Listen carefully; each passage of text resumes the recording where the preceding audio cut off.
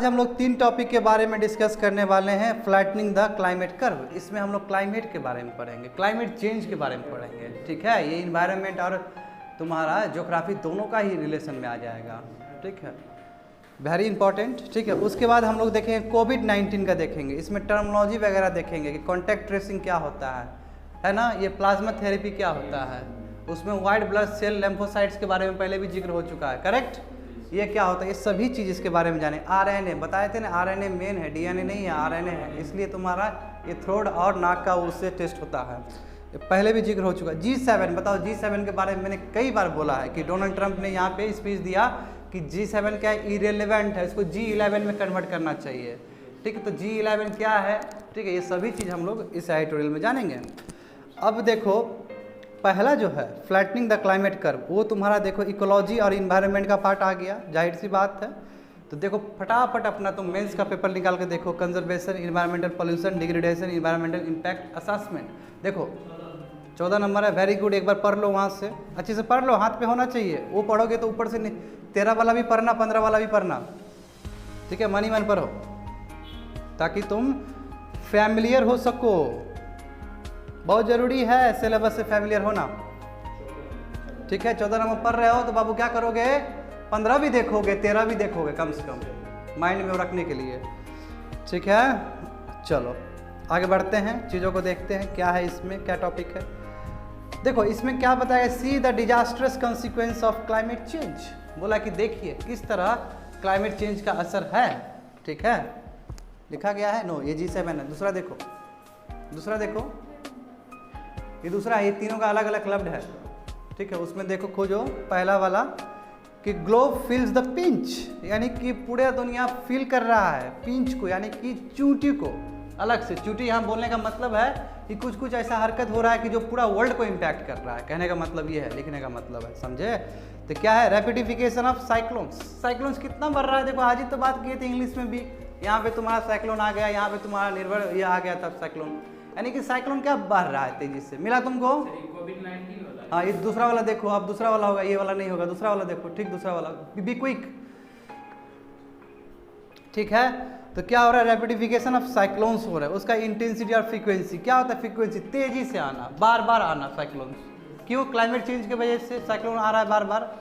Fine, उसके बाद देखो लोकस्ट अटैक्स है ना, जिक्र किए थे ना locust attack, horn of Africa या सऊदी अरब। देखो यहाँ से क्या क्यों बताए थे, क्योंकि यहाँ क्लाइमेट क्या हो, गर्म हो गया, यहाँ पे ठंडा हो गया, करेक्ट। यहाँ गर्म हो गया तो यहाँ पे मॉइस्ट कंडीशन मिल गया, इसलिए लोकस्ट यहाँ पे जन्म ले रहा है और तुम्हारा सऊदी अरब में जन्म ले रहा है, और ये जाके तुम्हारा पाकिस्तान और इंडिया का क्रॉप्स खा रहा है। ठीक है, 35,000 जो आदमी, 35,000 आदमी का खाना एक बार में चट कर जाता है ये सब। ठीक है ना, लोकस्ट देखो यही बोला जा रहा है कि लोकस्ट अटैक क्या है, ये आपका क्लाइमेट चेंज का ही एक इम्पैक्ट है। ठीक है, सीरीज ऑफ साइक्लोन्स और एक्सट्रीम रेन इवेंट्स हो रहे हैं अरेबियन पेनिनसुला में और ईस्टर्न अफ्रीका में, इसी वजह से तुम्हारा क्या है, लोकस्ट को जो ह्यूमिड कंडीशन चाहिए वो ह्यूमिड कंडीशन हो रहा है। क्यों, क्लाइमेट चेंज की वजह से, है ना, क्योंकि क्या है, सैंडी मॉइस्ट सोइल चाहिए उसको। सैंडी मॉइस्ट सोइल कैसे आएगा, रेनफॉल के द्वारा आएगा, समझ रहे हो। उसके बाद क्या है कि थॉइंग ऑफ परमाफ्रॉस्ट। परमाफ्रॉस्ट क्या होता है, जानते हो? हाँ, नो, ये तुम्हारा रिजिड फॉर्म में होता है, और इससे क्या होता है, तुम्हारा पेट्रोलियम प्रोडक्ट्स वगैरह सब लीच होके ओशन में जा सकता है। परमाफ्रॉस्ट होता है, ये तुम्हारा ऊपर की तरफ आता है, तुम्हारा आर्टिक रीजन सब में। ठीक है, तो परमाफ्रॉस्ट क्या है कि एक रिजर्व्ड है, जैसे फॉस्फोरेट रॉक्स होते हैं। हाँ बिल्कुल बिल्कुल, लीचिंग हो जाता है।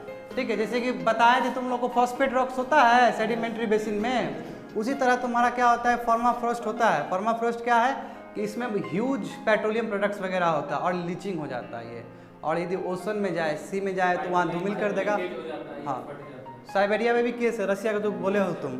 ठीक है, तो ये क्या है, परमाफ्रॉस्ट हो रहा है, इससे क्या हो रहा है, ग्रीन हाउस गैसेस इंपैक्ट हो रहा है, रिलीज हो रहा है, और पैथोजन्स, पैथोजन मतलब क्या, जो अटैक कर देंगे तुमको, बैक्टीरिया, फंजाई, वायरस के फॉर्म में हो सकते हैं, यानी कि बहुत ही अनहेल्दी होते हैं ये सब। ठीक है, जेंडर इम्बैलेंस हो रहा है। देखो जेंडर इम्बैलेंस का मतलब क्या है कि देखो ओली रिलेटेड टर्टल्स, आज बता रहे थे, गहीर माता का बता रहे थे, उड़ीसा का, याद है तुमको, आज तुमको बताए थे। देखो ये देखो यहाँ पे गहीर माथा है, समझे ना, यहाँ पे भीतर कनिका, यहाँ पे है गहीर माथा।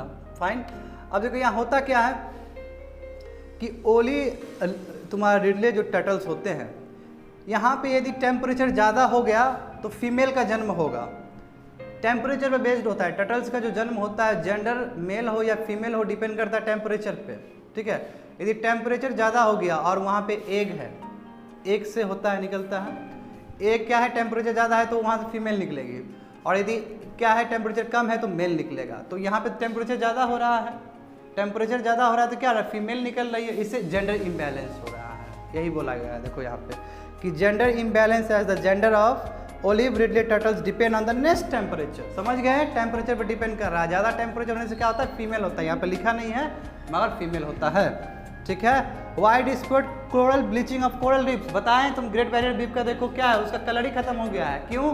क्योंकि ज़्यादा गर्म हो रहा है एटमॉस्फेयर, ज़्यादा गर्म होगा तो क्या कोरल ब्लीचिंग हो जाए। कोरल ब्लीचिंग मतलब क्या है कि जो सिम्बियोटिक रिलेशन है एल्गी और कोरल का, ठीक है, वो टूट जाएगा। जब टूट जाएगा तो क्या होगा, कलर भी खत्म हो जाएगा, उसका जो ब्यूटीफुल कलर लगता है देखने में वो खत्म हो जाएगा। और कोरल ब्लीचिंग बहुत इंपॉर्टेंट है तुम्हारा सी मरीन कल्चर के लिए, ठीक है। उसके बाद देखो रेनडियर पॉपुलेशन, देखो रेनडियर पॉपुलेशन भी तुम्हारा जो आर्टिक रीजन में मिलता है ऊपर, ये देखो रेनडियर तुम्हारा आर्टिक सर्कल्स का है फिनोमेना यहाँ पे, ठीक है। और बहुत डिपेंड देखो यहाँ पे भी है, नॉर्वे, स्वीडन, फिनलैंड में भी है, हाँ तुंद्रा रीजन में भी है, और इस रीजन में ये भी बिल्कुल उसी रीजन में आ जाएगा, बहुत ठंडा इलाका आ जाएगा। तो रेनडियर का जो पॉपुलेशन है वो क्या हो रहा है, काफ़ी कम हो रहा है। देखो इसका एक रीजन क्लाइमेट चेंज भी है और दूसरा भी रीजन है, दूसरा रीजन मैन मेड है। क्यों? क्योंकि वहाँ पर विंड प्रोजेक्ट ज़्यादा लगते हैं। विंड प्रोजेक्ट ज़्यादा लगेंगे तो क्या होगा कि डिस्टर्ब करेंगे, क्लाइमेट को डिस्टर्ब किया जाए, सॉरी एनिमल्स जो पाए जाते हैं नेटिव स्पीसीज जो है उसको डिस्टर्ब किया जाएगा। उसको जब डिस्टर्ब करेंगे तो क्या करेगा, मर जाएगा, है ना। यदि हम किसी का घर छीन लें तो क्या होगा, ख़त्म हो जाएगा वो। तो समझे, मगर ये क्या है, ह्यूमन एंथ्रोपोजेनिक हिसाब से भी हो रहा है और क्लाइमेट से भी हो रहा है। क्लाइमेट क्या कारण इसका, क्योंकि अनसर्टेनिटी हो रहा है वहाँ पे। अब दूसरा क्या है कि पोलर बियर, देखो पोलर बियर क्या है, रिट्रीट ऑफ आइस, आइस जब खत्म हो रहा है तो पोलर बियर भी इम्पैक्ट होता है ना।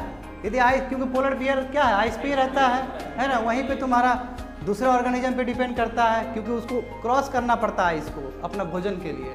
आइस जितना कम हो तो ओशन से और दूरी बढ़ जाएगा, तो कहाँ से जाएगा उसका जो प्रे एनिमल्स, कहाँ से मिलेगा उसको। यानी कि जो आइस का बग्स है, आइस का बग्स यदि छोटा कम हो जाए तो तुम्हारा पोलर बियर्स पे बहुत ज़्यादा इम्पैक्ट पड़ेगा। समझ गए बात को।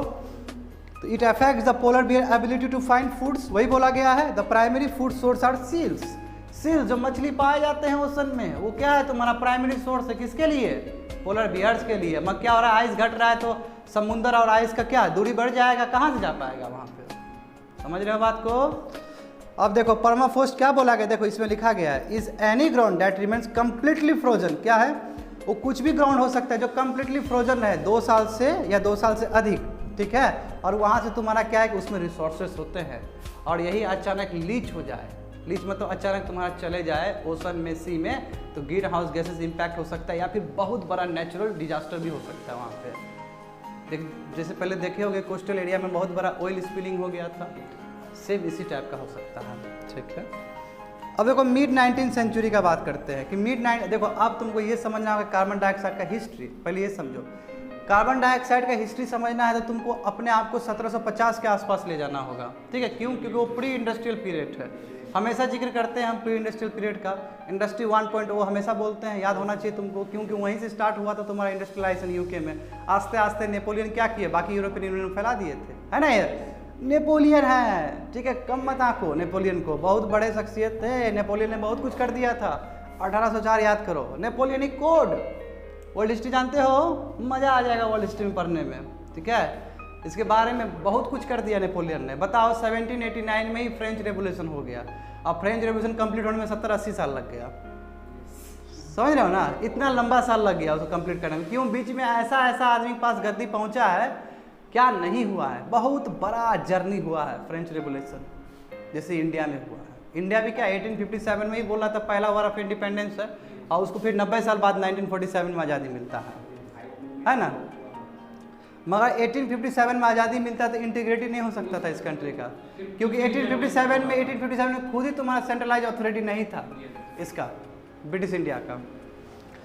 अब देखो पार्ट समझो कि देखो अब इसका थोड़ा सा हिस्ट्री में बता दूं। पहले तुम्हारा 250 ppm कार्बन डाइऑक्साइड प्रेजेंट था। ppm मतलब जानते हो पार्ट्स पर मिलियन, है ना, पढ़े हो क्लास 11-12 में केमिस्ट्री में, है ना, सॉल्ट में, है ना, सॉल्ट में, सॉल्ट के फॉर्म में। अब देखो इससे क्या होता है कि पहले 250 के आसपास था तुम्हारा कार्बन डाइऑक्साइड का, और अभी तुम यदि 21वीं सदी में बात करोगे तो कार्बन डाइऑक्साइड 400 प्लस से ज़्यादा हो चुका है। इसका मतलब कार्बन डाइऑक्साइड कितना ज़्यादा प्रेजेंट है। यही कारण है कि क्लाइमेट चेंज, है ना, कार्बन डाइऑक्साइड मेन फैक्टर है। अब देखो यहाँ पे बताया गया है तुमको कि सेकेंड, देखो क्या है, बस carbon dioxide curve began its upward march about 1800 years ago, ठीक है, when it was under 200 ppm and earth was much colder. क्या है, वही प्लेस्टोसिन एज और हेलोसिन एज। क्या है, पहले अर्थ क्या था, बहुत कोल्ड था, फिर गर्म हुआ तभी तो ह्यूमन बींग्स समाना शुरू किए, है ना। ये तुम्हारा पैलोलिथिक एज का याद करो तुम लोग, पैलोलिथिक एज में बताया गया था ये सभी चीज़, ठीक है। तो कहने का मतलब 18,000 साल पहले का यदि हम यात्रा करें तो हमको पता चलता है कि क्या है कि अब आइस एज से हम वार्म एज में जा रहे हैं। और अब क्या है, क्यों वार्म एज में जाने के लिए जरूरी कि कार्बन डाइऑक्साइड का प्रेजेंट होना। क्यों, क्योंकि कार्बन डाइऑक्साइड जितना प्रेजेंट होगा उतना हीट को ट्रैप कर पाएगा और उतना ही कंड्यूसिव इन्वायरमेंट बना सकेगा ह्यूमन बींग को रहने के लिए। कार्बन डाइऑक्साइड इंपॉर्टेंट है, बहुत इंपॉर्टेंट है एटमॉस्फेयर के लिए, मगर एक्सेसिव क्या है वो भी दिक्कत है। अब उसके बाद क्या हुआ कि 270 ppm के आसपास पहुंचा, ठीक है, 11,500 साल पहले, ठीक है। क्यों, क्योंकि वार्मर कंडीशन आ गया और एग्रीकल्चर आ गया। पैलोलिथिक एज सब तुम्हारा कौन सा आ गया, न्यूलिथिक एज आ गया, ठीक है, मेसोलिथिक एज और उसके बाद न्यूलिथिक एज, याद करो, ठीक है ना। अब न्यूलिथिक एज तुम्हारा आ गया, इसलिए ये 11,500 बात किया। अब देखो यदि over the past million years carbon dioxide क्या है तुम्हारा कभी भी 280 से ऊपर नहीं गया है या 300 से ऊपर नहीं गया है, ठीक है।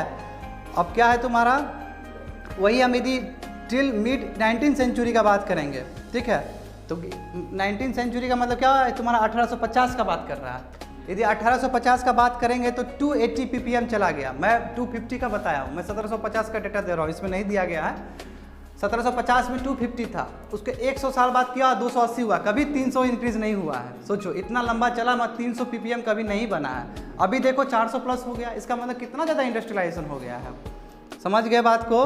तो क्यों बोला, क्यों ऐसा क्यों हुआ, इंक्रीज क्यों हुआ उसके बाद, क्योंकि देखो ह्यूमन बींग्स क्या कर रहे हैं, the began to rise again as a human burned coal and oil to fuel the industrial revolution, burned forest to expand agriculture and settlements. Agriculture गतिविधि हो गया, सेटलमेंट्स बनना शुरू हो गया, जाहिर सी बात है कार्बन डाइऑक्साइड प्रोड्यूस होंगे। क्यों, क्योंकि हाँ डिफॉरेस्टेशन। देखो फॉरेस्ट क्या है, बहुत इंपॉर्टेंट है as a carbon sink, carbon को सिंक कर लेता, बताए थे स्टोरेज कर लेता है, अपने अंदर रख लेगा। ओशन भी बहुत इंपॉर्टेंट है ना, ओशन भी बहुत इंपॉर्टेंट है, फॉरेस्ट भी बहुत इंपॉर्टेंट है। फॉरेस्ट को काट दोगे तो कहाँ से उसको ऑब्जर्व कर पाएगा, जाहिर सी बात है एटमॉस्फेयर में दिखेगा। और ये 1750 प्रिसाइजली 1850 के बाद इंडस्ट्री बहुत ज़्यादा बढ़ने लगा, इंडस्ट्री 2.0 आने लगा। 1850 के बाद 2.0 है, ठीक है, पता होना चाहिए तुम लोग को। मास असेंबली लाइन प्रोडक्शन होना शुरू हो गया, एक कपड़ा पूरी तरह से वही कपड़ा बन रहा है, एक जैसे ये कपड़ा है मास लाइन में प्रोडक्शन हो रहा है, जैसे तुम्हारा गाड़ी है मास लाइन में गाड़ी प्रोडक्शन हो रहा है। ये इंडस्ट्री 2.0 था। अब पहला जो इंडस्ट्री 1.0 था उसमें क्या था, तुम्हारा स्टीम इंजन का यूज़ था। स्टीम इंजन के यूज़ करके हम इंडस्ट्री बना रहे थे, इसमें कोल का भी यूज़ था। बात समझे। तो ये जो प्रोसेस है, इसी प्रक्रिया से क्या हो, तुम्हारा कार्बन डाइऑक्साइड का मात्रा काफ़ी बढ़ने लगा, ठीक है, और बढ़ के तुम्हारा 250 से लेके आके कितना बन गया अभी 400 प्लस। अब बोला कि 0.2 बिलियन टन्स टू 36, इसका मतलब ये है, देखो carbon dioxide emission just 0.2 billion tons था 1850 में, they increase to 36 billion tons annually by 2018। Can you believe it, can you believe it. 0.2 billion tons था 1850 में, अब 36 बिलियंस हो गया है। कोई बिलीव नहीं कर सकता इस बात को। देखो कितना मैसिव ग्रोथ हुआ है 2018 में, बताओ, ठीक है। About 1/2 of the carbon dioxide emission have been sanitised from the atmosphere equally by, क्या बोला, 1/2 तो इक्वलाइज कर लेता है वेजिटेशन वगैरह को, है ना, इक्वल कर देता है। और देखो अभी क्या लिखा गया, यही बताए थे तुमको, जो लेवल है कार्बन डाइऑक्साइड का क्या 407 हो गया है, 400 प्लस बताए थे ppm इन 2018। और level last experience by earth some 3 million years ago, ठीक है। तो क्या है इसका मतलब, ये डिजास्टरस इम्पैक्ट है, ठीक है। इतना बढ़ जाना मतलब क्या कि बहुत ही डिजास्टरस इम्पैक्ट है अर्थ के क्लाइमेट पे। अब देखो now let us look at the temperature curve. अब कर्व देखते हैं कि किस तरह ऊपर गया है किस तरह नीचे गया है, टेम्परेचर का मामला बोल रहा है। देखो 1850 की यदि बात करें ओवर अ सेंचुरी, एक शताब्दी तक global temperature showed slight warming trend. 1850 से लेके 1950 तक कुछ ज़्यादा राइज नहीं किया टेम्परेचर। क्यों, अभी तुम्हारा नर्चरिंग पीरियड में इंडस्ट्रियलाइजेशन उतना नहीं बढ़ा है। 1950 के बाद क्या हुआ, जापान सब अपना बहुत ऊपर चला गया, है ना। जापान तो क्या है, जापान ऐसा कंट्री है बाबू, बहुत क्विक काम करता है जापान, ठीक है। जो 100 साल में किया, देखो हिस्ट्री ऑप्शन में पूछा जाता है ये क्वेश्चन, जो कि 100 साल में तुम्हारा काम यूरोपियन यूनियन किया, वो 20 साल में तुम्हारा जापान करके रख दिया था, ठीक है। इसलिए जापान से खुन्नस था। हिरोशिमा नागासाकी, तुमको क्या लगता है कि हिरोशिमा नागासाकी का जो इंसिडेंट हुआ था, दुख मत करना बाबू, जापान बहुत उड़ रहा था हवा में, ठीक है। उसको शांत करने के लिए वो किया गया था, ठीक है ना, वो मजबूरी में किया गया चीज़ है। इंडस्ट्रियलाइजेशन हेजेमोनी देगा ही, टक्कर देगा। अब मगर यूएस को भी नहीं पता था कि इतना बड़ा इम्पैक्ट हो जाएगा उसका, कभी यूज ही नहीं हुआ था। और आइंस्टाइन का इसका दुख भी था, आइंस्टाइन को दुख था इस चीज़ का कि गलत हो गया, मेरा गलत यूज़ हो गया, ठीक है। देखो अब 1975 के बाद क्या हुआ, temperature graph has shown a distinct upward trend. क्या है, 1975 के बाद, 75 याद करना हो कि इंडियन पॉलिटिकल सिस्टम में तो तुम्हारा क्या लग गया था, इमरजेंसी लग गया था इंदिरा गांधी के द्वारा, ठीक है। 75 to 77 याद होना चाहिए चीज़, ठीक है। तो अब क्या हुआ, इस टाइम पीरियड में क्या हो गया, अचानक तुम्हारा कर्व बनना शुरू हो गया टेम्परेचर का। और देखो 2015 में क्या हुआ, globe had heated by a full degree Celsius related to 100 years previously, ठीक है ना। एक टेम्परेचर 1 डिग्री टेम्परेचर राइज कर गया, बहुत बड़ी बात है। 1 degree temperature, global temperature rise करना बहुत बड़ी बात है। अब देखो under the current trends of emission, जिस तरह तुम्हारा कार्बन डाइऑक्साइड निकल रहा है इंडस्ट्रियल प्रोडक्शन से, इंडस्ट्रियल तुम्हारा इंडस्ट्री वगैरह का जो तो तुम्हारा थर्मल पावर प्लांट यूज़ हो रहा है या फिर बहुत सारे एक्टिविटीज़ हो रहे हैं, जाहिर सी बात है जब 2001 तुम्हारा 22वीं सदी आएगा तो हो सकता है 4th सेंचुरी तक तुम्हारा राइज कर जाए। आज बता रहे थे सुबह तुमको, आज बोल रहे थे ये चीज़ हम कि 4 डिग्री सेल्सियस तक जा सकता है आपका। इसका मतलब क्या हुआ, ह्यूमन बींग नहीं रह पाएगा, ठीक है ना। 24 पूरी तरह से पिघल जाएगा यार, समझ रहे हो ना, पूरा खत्म हो जाएगा, पूरा खत्म हो जाएगा। देखो दिस कंपनी टेम्परेचर राइज, देखो क्या है नीचे, क्या क्या कारण से हुआ है। Climate change involve not just a change in temperature, केवल खाली टेम्परेचर में नहीं हुआ है क्लाइमेट चेंज, मतलब ये नहीं कि टेम्परेचर सोचो, और भी बहुत सारा चीज़ पे फर्क पड़ा है। जैसे तुम्हारा वेदर पे फर्क पड़ा है, रेनफॉल पे पड़ा है, ह्यूमिडिटी पे पड़ा, विंड स्पीड से देखो, विंड स्पीड क्या है, साइक्लोन में कुछ से कुछ हो जा रहा है वहाँ पे, है ना। तुम्हारा अरेबियन सी में कुछ से कुछ इंसिडेंट हो जा रहा है, बे ऑफ बंगाल में कुछ से कुछ हो जा रहा है, सब इसी का एग्जाम्पल है। दूसरा देखो इनडायरेक्ट इफेक्ट, जैसे कि देखो राइज इन सी लेवल, सी बढ़ गया है, खत्म, मार्शल आइलैंड सब खत्म, छोटे छोटे आइलैंड्स, ठीक है। ग्लेशियर पिघल गया, खत्म।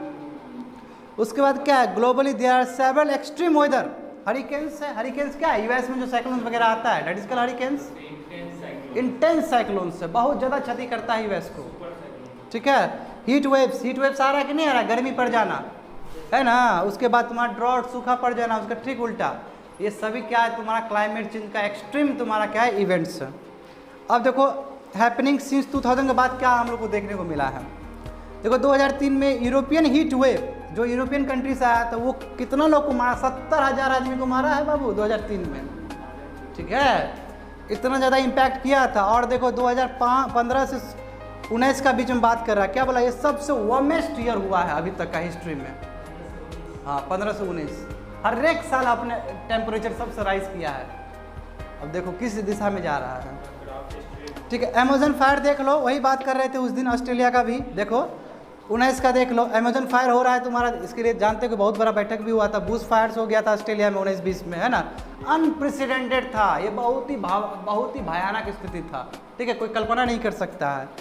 डिवास्टेशन, बहुत जानवर मर गए थे इसमें, फॉरेस्ट फायर में बहुत ज़्यादा। देखो अमेजन को कोई भी दिक्कत हो तो वर्ल्ड को दिक्कत है, वो क्यों, लंग्स है वर्ल्ड का, वो अर्थ है कि नहीं है, क्यों, क्योंकि तुम्हारा वहाँ पे क्या है, बहुत ज़्यादा बड़ा फॉरेस्ट है ना जी, ट्रॉपिक्स का बहुत बड़ा ट्रॉपिकल फॉरेस्ट है। इसको कुछ हो जाता है तो वर्ल्ड को इम्पैक्ट पड़ेगा, इसलिए क्या है, सब बोला बाकी कंट्री हम आएंगे, हम देंगे फंड आपको, बचाइए। अब ब्राज़ील का वो जो है नेता बोलता नहीं कोई ज़रूरत नहीं है, हम हीरो हैं, मगर सब वर्ल्ड को टेंशन है कि उसको कुछ हो जाएगा तो पूरा दुनिया को फर्क पड़ेगा। सोचो ये कैसा कंडीशन है।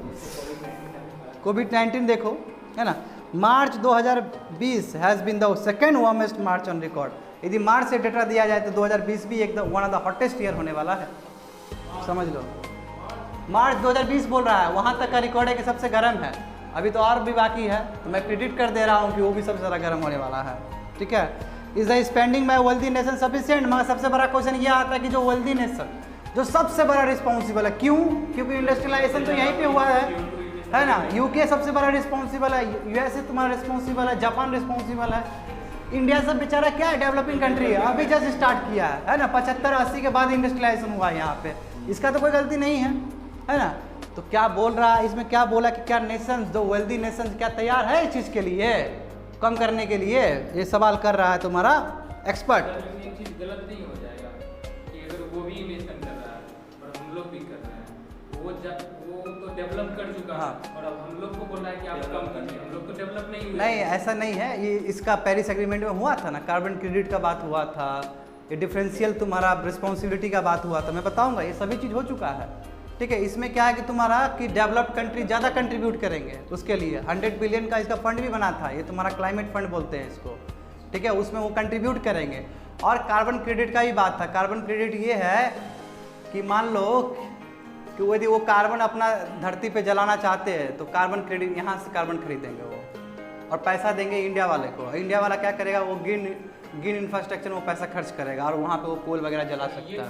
तो क्योटो प्रोटोकॉल, हाँ, बिल्कुल क्योटो प्रोटोकॉल, हाँ, मगर ये लागू नहीं हुआ था। 2015 में तुम्हारा क्या है, इस चीज़ को जस्टिफाइड किया गया, हर संभव से प्रयास किया। बिल्कुल है, वो कार्बन क्रेडिट का है क्योटो में।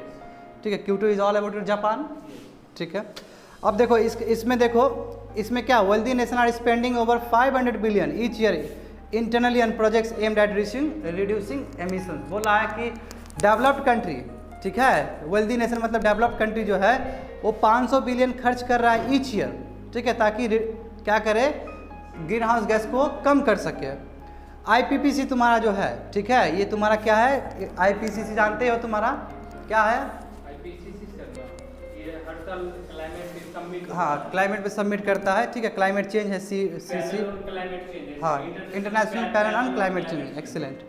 ये एस्टिमेट कर रहा है कि एनुअल इन्वेस्टमेंट ऑफ 2.4 ट्रिलियन का चाहिए। ठीक है, इतना रिक्वायरमेंट है। आप क्या 500 बिलियन का बात कर रहे हैं, हमको 2.54 ट्रिलियन चाहिए। लतार ले रहा है इसको, बोला कितना कम खर्च कर रहे हो, इसको बहुत ज़्यादा पैसा चाहिए एक्चुअली। तो कितना बोल रहा है, कितना रिक्वायरमेंट है, 2.4 ट्रिलियन डॉलर का रिक्वायरमेंट है। ठीक है, needed until 2035 in order to keep warming below the more ambitious 1.5 degree relatively, जो कि पेरिस ट्रीटी एग्रीमेंट में बोला था कि 1.5 डिग्री या प्रिफरली 2 डिग्री।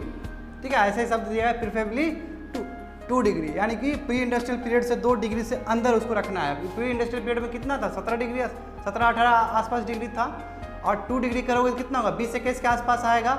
यानी कि 20-21 के आसपास रखना है वर्ल्ड का टेम्परेचर। मगर ऐसा नहीं होगा, 22वीं सदी में क्या 24-25 की तरफ मूव कर जाएगा। 24-25 समझते हो, ग्लोबल एवरेज टेम्परेचर बहुत ज़्यादा होता है, अनइमेजिनेबल हो जाएगा वो चीज़। समझे बात को? तो ये बोल रहा है कि कम से कम IPCC के द्वारा 2.4 ट्रिलियन डॉलर का मोबिलाइजेशन होना चाहिए। कहाँ से?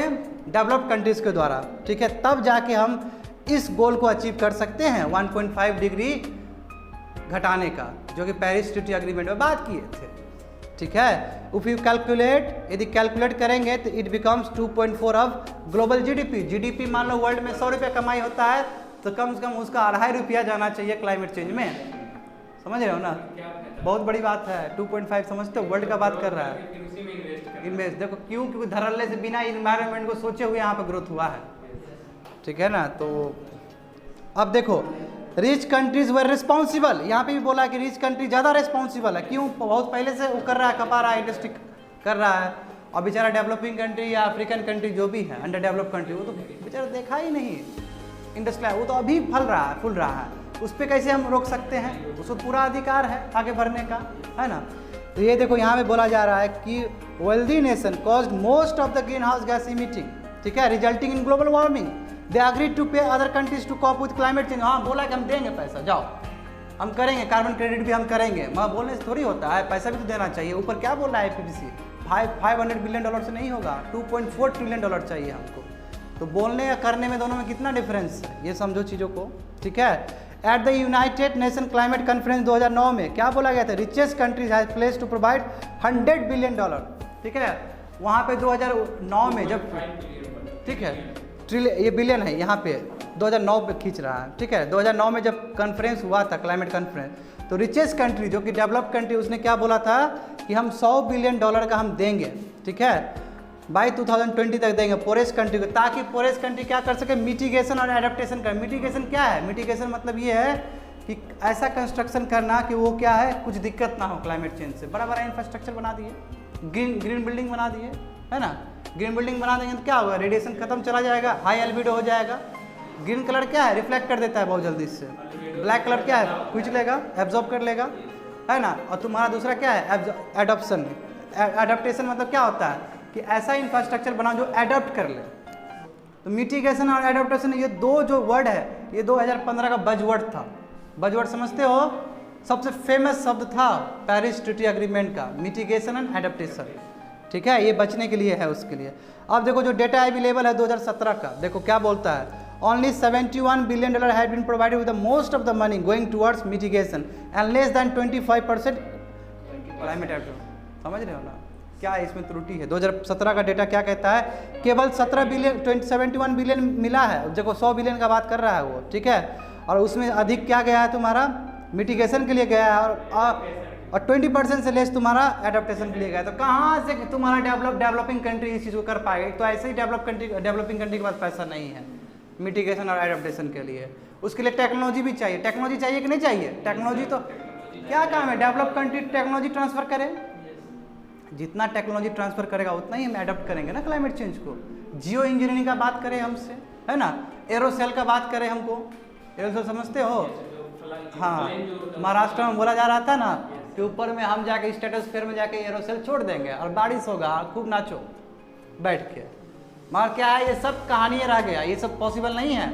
करोड़ों रुपया लग जाएगा ये सब करने में, पैसा है नहीं, पैसा है नहीं। वहाँ तुम्हारा किसान मर रहा है, तुम ऊपर एरोसेल लगाओगे? हाँ हुआ है ये हुआ है। देखो जब नहीं होगा तो करना पड़ेगा बाद में ये सब चीज़, एक कम से कम ऑप्शन तो है। देखो concern about the quality of finance, क्या कंसर्न है? देखो यहाँ पे पेरिस ट्रीटी का बात आ जाएगा। The numbers had been challenge prior to 2015 Paris summit by many countries including India, ठीक है। जो नंबर्स हैं, इस तरह का जो पैसा जो फाइनेंस मोबिलाइजेशन कर रहा है, उसका बहुत सारा क्या बोल रहा है कि कंसर्न है। इंडिया ने भी कंसर्न दिखाया है, यानी कि जो बोला जा रहा है वो उसके हिसाब से एडवोकेट नहीं है क्लाइमेट चेंज को लड़ने के लिए, समझे। Much of the so called aid provided did not come out of dedicated climate funds but rather developmental funds और सिंपली लोन्स के नाम पे दिया जा रहा है। ये तो फंड के नाम पे देना चाहिए, लोन्स के नाम पे दे रहा है। तो लोन काहे लेगा डेवलपिंग कंट्री? तो उसको फिर से लौटाना पड़ेगा, समझे ना। तो इट इज़ दस most unlikely that the richest country will deliver 100 billion in a tangible frame. बोला है कि ये धूर्तबाजी है कि रिचेस्ट कंट्री तुम्हारा 100 बिलियन देने वाला है बहुत अच्छे तरीके से 2020 तक। ये सब पेपर पर लिखने वाला चीज़ है, एक्सपर्ट बोल रहा है, ठीक है। अब उसके बाद देखो various technology may not give Dzire result. यही बात होगा कि हाँ बहुत बड़ा टेक्नोलॉजी आया है इस कंट्री वर्ल्ड में, ठीक है, मगर जो क्लाइमेट चेंज को लड़ने के लिए जो हमारे पास वेपन्स होना चाहिए वो वेपन्स अभी भी नहीं आया है। आप भले ही जियो इंजीनियरिंग का बात कर लीजिए, ठीक है, मगर वो आप टेंजिबल नहीं है, वो आपको डिजायर रिजल्ट नहीं दे सकता है। यही बात कहा गया। देखो ठीक है, रिन्यूएबल रिसोर्स, बिल्कुल सोलर एनर्जी की तरफ मूव करना होगा, ज़्यादा विंड एनर्जी की तरफ मूव करना होगा। एक्सीलेंट।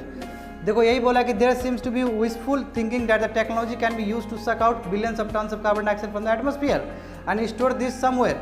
बोला कार्बन कैप्चरिंग, याद होगा तुमको, carbon storage and carbon capturing क्या है कि इंडस्ट्री से कार्बन निकाला फिर धरती पर जाकर कर दिया। इसका कनाडा में बहुत बड़ा इंडस्ट्री है, याद होना चाहिए तुम लोग को, कनाडा में बहुत बड़ा इंडस्ट्री है इसका, ठीक है। मगर क्या है, सब जगह पॉसिबल है, उसके लिए ह्यूज इन्वेस्टमेंट चाहिए। क्या सभी कंट्री दे पाएंगे? नहीं दे पाएंगे, पैसा रोकड़ा नहीं है मेरे पास, समझ रहे हो। तो भले ही आप डिंगराबाजी कर दीजिए कि कार्बन कैप्चरिंग और कार्बन स्टोरेज वाला हो जाएगा, मगर सब कंट्री का संभव नहीं है, बहुत कम्प्लीट। नंबर 1। दूसरा क्या है, जियो इंजीनियरिंग बोल रहे हैं कि क्या करेंगे हम लोग कि ऐसा बनाएंगे मैकेनिज्म की जो ऊपर से आए और रिफ्लेक्ट करके चले जाए, मगर ये भी टेंजिबल नहीं है, हर कंट्री में पॉसिबल है। दूसरा क्या है, स्ट्रेटोस्फीयर में जाके क्या करेंगे हम लोग, एरोसेल्स को ऊपर से छोड़ देंगे और उससे वर्षा हो जाएगा और कूल हो सकता है। एरोसेल छोड़ते हैं तो क्या होता है कि ऊपर से जो लाइट आएगा रिफ्लेक्ट करके भगा देगा उसको, हाई एल्बिडो हो जाएगा, ठीक है।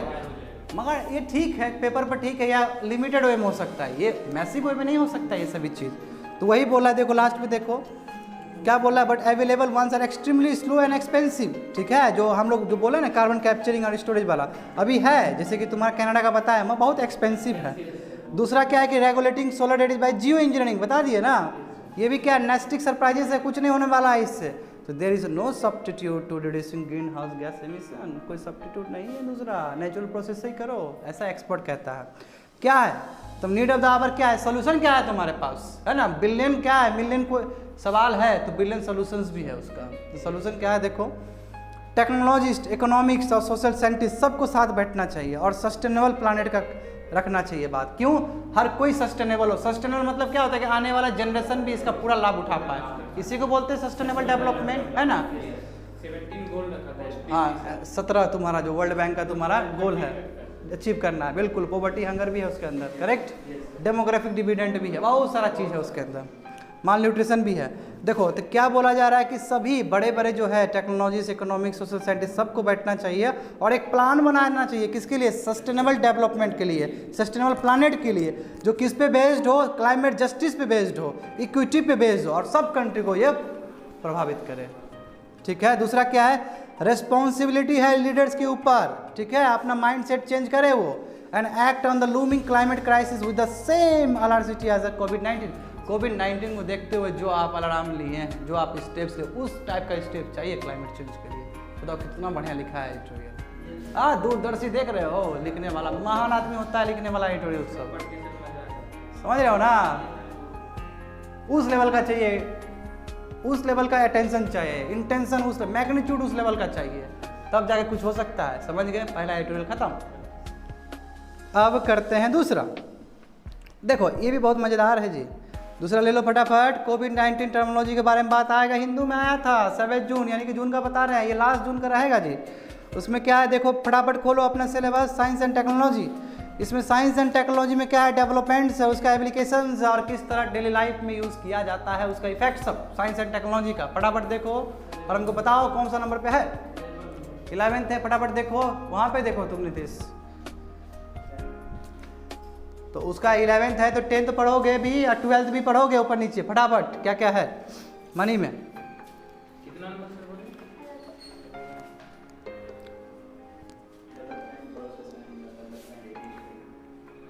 ठीक है, देख लिए। शुड आई गो फर्दर, दिख गया, ओके फाइन। देखो अब बात करेंगे हम लोग टर्मिनोलॉजी पर्टेनिंग टू योर कोविड-19। कोविड-19 देखो आज तुम लोग को पता चल गया कोविड क्या है। देखो कोविड क्या है, CO से कोरोना, VI से तुम्हारा वायरस, D से तुम्हारा डिजीजेस और 19 से तुम्हारा, तो यही है कोविड-19, ठीक है। 19 मतलब 19 भी तुम्हारा 2019 में स्टार्ट हुआ है चाइना से। ओ उसको नहीं पता था ये, ठीक है। कोविड-19 कौन किया था, वर्ल्ड हेल्थ ऑर्गेनाइजेशन ने किया था फरवरी 11, 2020 को, ठीक है। अब देखो ये एक्चुअली इसका नाम तुम्हारा SARS-CoV-2 भी बोला जाता है, तुम लोगों को पता होना चाहिए भी चीज़। इसका नाम फिक्स किया है तुम्हारा international community on taxonomy of viruses, ठीक है, जो बहुत बड़ा इंटरनेशनल तुम्हारा वो होता है, ठीक है, ऑर्गेनाइजेशन होता है। SARS-CoV-2 यहीं पे मार्स और तुम्हारा उसका बात आता है। हाँ बिल्कुल बिल्कुल बिल्कुल वही है, ठीक है। मैं बताऊंगा सार्स और मार्स मिडल ईस्ट वाला भी नीचे है, ठीक है। ये देखो इसमें क्या बताया गया है कि ये न्यू वायरस है, ठीक है। क्या है, ग्रुप ऑफ वायरस जो कि RNA as the genetic material, DNA use नहीं करता है, RNA यूज़ करता है, यही बोल रहे थे हम उस दिन, ठीक है। RNA यूज़ करता है, RNA में क्या आता है, एक लाइन होता है, DNA में क्या 2 होता है, ठीक है।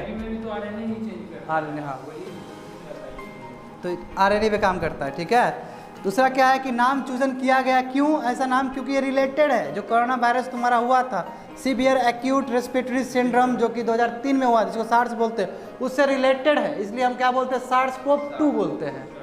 समझ में आ रहा है नीतीश। अब देखो while related the 2 virus are different, दोनों वायरस डिफरेंट है, बिल्कुल डिफरेंट है। क्यों, उसका फर्टिलिटी रेट ज़्यादा था, तुम्हारा जो SARS का 10% था फर्टिलिटी रेट, तुम लोग को पता होना चाहिए। मार्स भी क्या है तुम्हारा, मिडल ईस्ट सिंड्रोम है तुम्हारा, ठीक है। इसका भी फर्टिलिटी रेट 10% था, मगर कोविड-19 में कम है, 5% है, बिलो 5। मत दिक्कत वाली बात क्या है, कम्युनिकेबल है, बहुत तेज़ी से फैल सकता है, भले ही मरने का रेशियो कम है, इतना तेज नहीं था वो। मैं इसका क्या है कि हाई कॉन्टेगियस है, यानी कि हाई कम्युनिकेबल है, समझे बात को। आप देखो ये चीज़ समझना होगा कि ये देखो वर्ड तुम लोग काफ़ी सुने होंगे, एंडेमिक एपिडेमिक और पेंडेमिक, ठीक है, आप समझ लो ये एक्चुअली में क्या है। देखो एंडेमिक क्या होता है, देखो वो हर कोई डिजीज एंडेमिक हो सकता है जो कि तुम्हारा क्या है पॉपुलेशन के साथ कांस्टेंट रह जा रहा, कंटिन्यू हो जाए, जैसे chicken pox, malaria, Mata Rani हो जाता है ना घर में, हुआ था, ठीक है। तो माता रानी जब हो गए तो घर ही में रहेंगे, है ना, सोसाइटी के बीच में रह जाएंगे। वो हर डिजीज है जो कांस्टेंट है और तुम्हारा सोसाइटी के साथ रह गया, वो सभी डिजीज क्या कहलाएंगे, एंडेमिक कहलाएंगे। मलेरिया, चिकन पॉक्स सभी है, ठीक है। देखो इसमें भी चिकन पॉक्स मलेरिया दिया गया है, देखो दे बिकम इंक्रीजिंगली टॉलरेंट हो जाता है, ठीक है। और रिस्पॉन्सिबिलिटी क्या है बाबू, रिस्पॉन्सिबिलिटी तुम्हारे ऊपर है कि तुम यदि सही सलामत रहोगे, हाइजीन फॉलो करोगे तो माता रानी नहीं आएंगे। कमल गड़बड़ हुआ था कुछ उस समय, हाइजीन फॉलो नहीं की थी तुम। देखो क्या बोला गया है, देखो कि responsibility protecting against it shifts from the government to the individual. क्यों? Proper sanitation, proper hygiene maintain करना होगा आपको, ठीक है। They will alter their behaviour and mitigate the consequence. यानी कहने का मतलब क्या है कि ये जो डिजीजेस है तो आपके बीच में रह जाएंगे, कंटिन्यू होंगे और उतना इम्पैक्टफुल नहीं होंगे, ठीक है। यदि आप प्रॉपर प्रिकॉशंस लेते हैं तो आप मिटिगेट कर सकते हैं, आप बच सकते हैं इस चीज़ से। दूसरा देखो एपिडेमिक, अब क्या हुआ कि डिजीजेस तुम्हारा एक सर्टेन लेवल से, सैचुरेशन लेवल से ऊपर चला गया, ठीक है, और बहुत डेंजरस हो गया, एक्सपेक्टेड लेवल से क्या बढ़ गया, ठीक है, या जोग्राफ कोई कम्युनिटी के अंदर या फिर कोई जोग्राफिकल एरिया के अंदर, तो वही डिजीजेस क्या कहलाएगा तुम्हारा एंडेमिक से एपिडेमिक कहलाएगा, ठीक है। और हाँ नहीं अभी ट्रांसमिशन नहीं कर सकते। क्या हुआ कि एक्सपेक्टेड लाइन से ज़्यादा बढ़ गया, जैसे मान लो कि माता रानी एक को हुआ है यहाँ पे, इधर भी हो गया, बगल में भी हो गया, तो क्या हुआ तुम्हारा एंडेमिक से एपिडेमिक की तरफ चला गया, ठीक है। और एपिडेमिक का लास्ट ऊपर फॉर्म होता है तुम्हारा पेंडेमिक, ठीक है। देखो RO होता है, मैं बताऊंगा थोड़ी देर में बताऊंगा RO क्या होता है, ठीक है, थोड़ी देर में। यदि RO 1 हो गया इसका मतलब क्या हुआ कि डिजीज का केस क्या बढ़ रहा है, ठीक है, और वो एपिडेमिक की तरफ मूव कर रहा है। RO दिमाग में रख के रखो, RO के बारे में बताऊंगा, अभी चार्ट ही बताऊंगा इसके बाद, ठीक है। पेंडेमिक देखो, पेंडेमिक क्या है कि यदि कोई एपिडेमिक एक कंट्री से दूसरे कंट्री में चला गया या फिर एक कंटिनेंट से दूसरे कंटिनेंट में चला गया, जैसे कोविड-19 देखो तो पेंडेमिक घोषित कर दिया गया है कि नहीं है। पेंडेमिक देखो बहुत रेयर केस में किया था, अभी वर्ल्ड ने अभी तक बहुत कम डिजीज के लिए पेंडेमिक घोषित किया। इबोला के लिए किया गया है, उससे पहले क्या किया गया था, जीका वायरस के लिए किया गया है, ठीक है। तो कहने का मतलब क्या है कि वर्ल्ड बहुत कम डिजीज को पेंडेमिक घोषित करती। पेंडेमिक घोषित करना मतलब क्या कि वर्ल्ड लेवल पे कोऑपरेशन चाहिए। हाँ स्पेनिश फ्लू भी था। वर्ल्ड लेवल पे जब तुम्हारा क्या होगा, वर्ल्ड लेवल पे जब कोऑपरेशन चाहिए होगा तभी कोई डिजीज को पेंडेमिक घोषित किया जाता है, ठीक है। देखो ये बोला गया कि जनवरी 30 को WHO ने क्या किया, कोविड-19 को PHEAC घोषित कर दिया। इसका मतलब क्या, public health emergency of international concern, यानी कि अब इंटरनेशनल कोऑपरेशन की आवश्यकता है इस डिजीज को लड़ने के लिए, ठीक है। इसलिए अब क्या हो गया, कोविड-19 पेंडेमिक हो गया, समझ गए।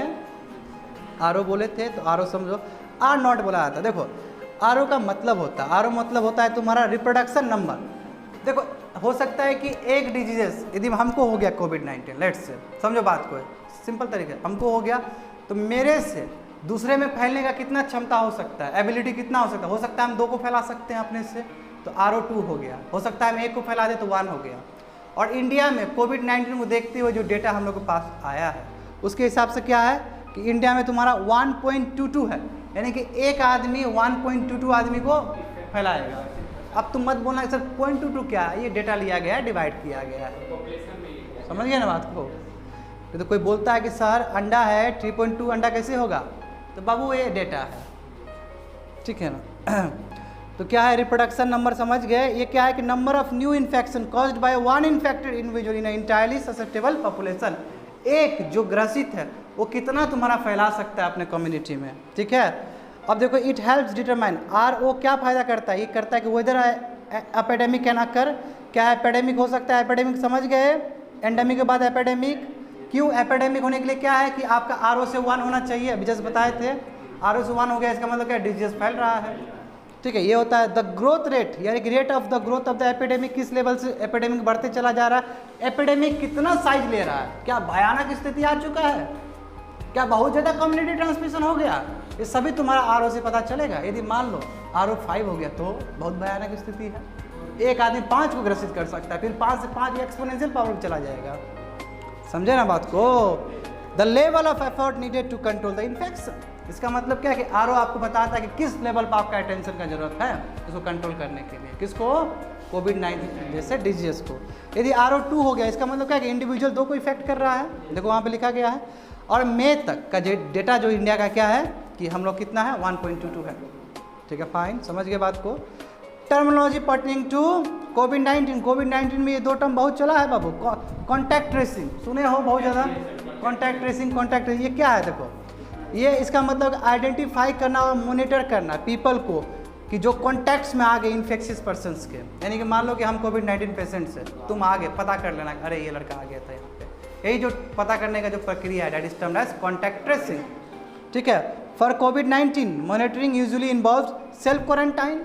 सेल्फ क्वारंटाइन क्या है? सबसे बेस्ट एफर्ट था, है ना, कि अब यदि हो गया सेल्फ क्वारंटाइन हो जाइए। इसीलिए देखो इतना बड़ा लॉकडाउन लगाया गया था, है ना। कोमॉर्बिडिटीज, देखो ये इंपॉर्टेंट है। कोमॉर्बिडिटीज इसका मतलब क्या है? हम मानते हैं कि कोविड-19 से बहुत लोग मरे थे, मगर आप वो भी डेटा लेना जरूरी है कि जो मर रहे हैं पेशेंट पहले से बहुत सारा बीमारी था उसके अंदर, है ना। हार्ट डिजीज था, प्रेशर था, डायबिटीज था, हाइपरटेंशन था, किडनी फेलियर था, रेनल फेलियर था। इसका मतलब क्या है कि लोग वही मर रहे हैं जो कि पहले से अनहेल्दी थे। ठीक है, तो यही बोलते हैं कोमॉर्बिडिटीज। देखो सेवरल हेल्थ कंडीशन जिसमें अनकंट्रोल डायबिटीज़ हो सकता है, हाइपरटेंशन हो सकता है, कैंसर हो सकता है, ओबेसिटी हो सकता है। ओबेसिटी मतलब क्या? मोटापा वगैरह, लंग डिजीज हो सकता है। और इससे क्या है कि ज़्यादा चांस है उसको पेशेंट्स को मरने का। ठीक है, मोर्बिडिटीज मतलब होता है मरना। मैं क्या हो रहा है? कोविड-19 से मर रहा है, मैं पहले से ये सब चीज़ से ग्रसित है ये। हाँ, ओबेसिटी बिल्कुल मोटापा है। ठीक है, मोटापा सबसे बड़ा बीमारी है, ये जान लेना। मोटापा से दूसरा बीमारी स्टार्ट होता है। ये पेट का जो मेटाबॉलिज्म है ना, सब इसको सुरक्षित नहीं रखोगे, अनहेल्दी बॉडी होते चला जाएगा। चीनी हो गया, इसलिए बोलते हैं सुबह सुबह उठ के दौड़ा करो। ठीक है। Now the concern is special attention to prevent the disease and prevent mortality in this groups. अब बोला कंसर्न क्या है? You have to give attention to the prevent the disease. कोविड-19 किस तरह बचाया जाए उसको ध्यान देखना जरूरी है। और मोर्टेलिटी रेट यानी कि ये लोग, ये ग्रुप जो पहले से बाकी प्रॉब्लम से ग्रसित, इसको कैसे बचाए? क्योंकि सबसे वल्नरेबल है ये, तुरंत ग्रसित हो सकता है ना। और इसलिए बोलते एज वाली पॉपुलेशन मरते क्यों? क्योंकि एज वाली पॉपुलेशन के पास पहले से बहुत सारा बीमारी रहता है, यही कारण है। और इम्यूनिटी बहुत वीक होता है उन लोग का। क्या बोले? बच्चे लोग क्या इम्यूनिटी उतना डेवलप नहीं हुआ है, ससेप्टेबल है। एक डायरिया से मर जाता है बच्चा, डिसेंट्री से मर जाता है, इसका मतलब क्या इम्यूनिटी डेवलप नहीं हुआ है ना। दस्त होता है कि नहीं होता है बच्चे लोग, ORS पिला कर घुला कर पिलाया जाता है ना। बिल्कुल बिल्कुल। देखो ट्रांसमिशन और कम्युनिटी ट्रांसमिशन, ठीक है, ये समझ में आना चाहिए, बहुत ज़्यादा उठा है। देखो the method by which disease spread is transmission. जिस मैथड से तुम्हारा डिजीज स्प्रेड होगा that is called transmission. Simple सी बात है। कोविड-19 में देखो ये किसके थ्रू? रेस्पिरेटरी ड्रॉपलेट्स के थ्रू हो सकता है। जब तुम बोल रहे हो, हंस रहे हो, कफिंग हो रहा है, क्या तुम्हारा ड्रॉपलेट्स निकल के जा रहा है, अगले वाले को ग्रसित कर दे रहा है। इसलिए तो तुम मास्क लगा रहे हो, इसलिए तो तुम सोशल डिस्टेंसिंग फॉलो कर रहे हो। हाँ, समझ गए ना?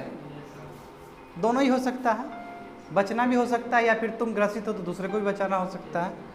अब देखो दिस मेक्स मास्क वेयरिंग, इससे क्या है कि मास्क पहनते हो, फिजिकल डिस्टेंसिंग का रखते हो फॉर प्रोटेक्शन अगेंस्ट वायरस। और फिर हाथ से तुम सैनिटाइजर से तुम हाथ धो रहे हो, है ना। ये क्या है? वायरस को किल करने का इफेक्टिव तरीका है। अब देखो ये क्या ट्रांसमिशन हो गया, ट्रांसमिशन हो गया और ट्रांसमिशन को बचाने का तरीका हो गया, जिसमें हम मास्क का बात किए, जिसमें हम लोग सोशल डिस्टेंसिंग का बात किए, जिसमें हम लोग हैंड सैनिटाइजर का बात किए। अब देखो कम्युनिटी ट्रांसमिशन, जानते हो कम्युनिटी ट्रांसमिशन बहुत इंपॉर्टेंट है। क्यों? अब तुमको पता नहीं चल पाएगा कि डिजीज आया कहाँ, सोर्स कहाँ से। जब इस स्थिति में पहुंच जाए आदमी पागल हो जाता है। जैसे दिल्ली पहुंच चुका है इस स्टेज में, है ना। अब पता ही नहीं चल पाएगा, समझे ना। देखो यहाँ पे लिखा गया, देखो when you can no longer tell how someone contracted the disease और who the source of the infection was, किसके था। ठीक है, ये तुम्हारा इसी को स्टेज को बोलते हैं कम्युनिटी ट्रांसमिशन। अब क्या है? द नंबर ऑफ कोविड-19 infected patient rises and that tracing becomes next to impossible, complex हो जाएगा। कहाँ से पता कर पाओगे तुम? पता ही नहीं चलेगा कौन है, तो इसी को बोलते हैं कम्युनिटी ट्रांसमिशन। अब देखो यहाँ पे और भी टर्मिनोलॉजी है, फर्टिलिटी रेट जानते ही हो कि कितना लोग, देखो कितना लोग एक्टिव केस है और उसमें से कितना लोग मर रहे हैं। एक्टिव केस होल पॉपुलेशन नहीं लेते हैं, एक्टिव केस मान लो कि 100 आदमी एक्टिव केस है, उसमें से कितना मर रहा है। कोरोना 100 आदमी को हुआ है, मर कितना रहा है, ठीक है। तो that is called your fertility rate. देखो number of death occurring among confirmed cases of कोविड-19, समझ गए। When people call fertility rate, इसका मतलब क्या है, केस फर्टिलिटी रेट है, इसका मतलब हम लोग आउट ऑफ एक्टिव लेते हैं, आउट ऑफ पॉपुलेशन नहीं ले रहे हैं, आउट ऑफ एक्टिव केसेस ले रहे हैं, इसलिए केस वर्ड यूज़ किया गया वहाँ पे। Flattening the curve, flattening the curve मतलब क्या है, लॉकडाउन लगा दिए थे कि वो पूरी तरह से पीक पे नहीं जा सके, वो फ्लैट हो जाए, यानी कि पीक पे नहीं जाए, फ्लैट होकर नीचे गिर जाए।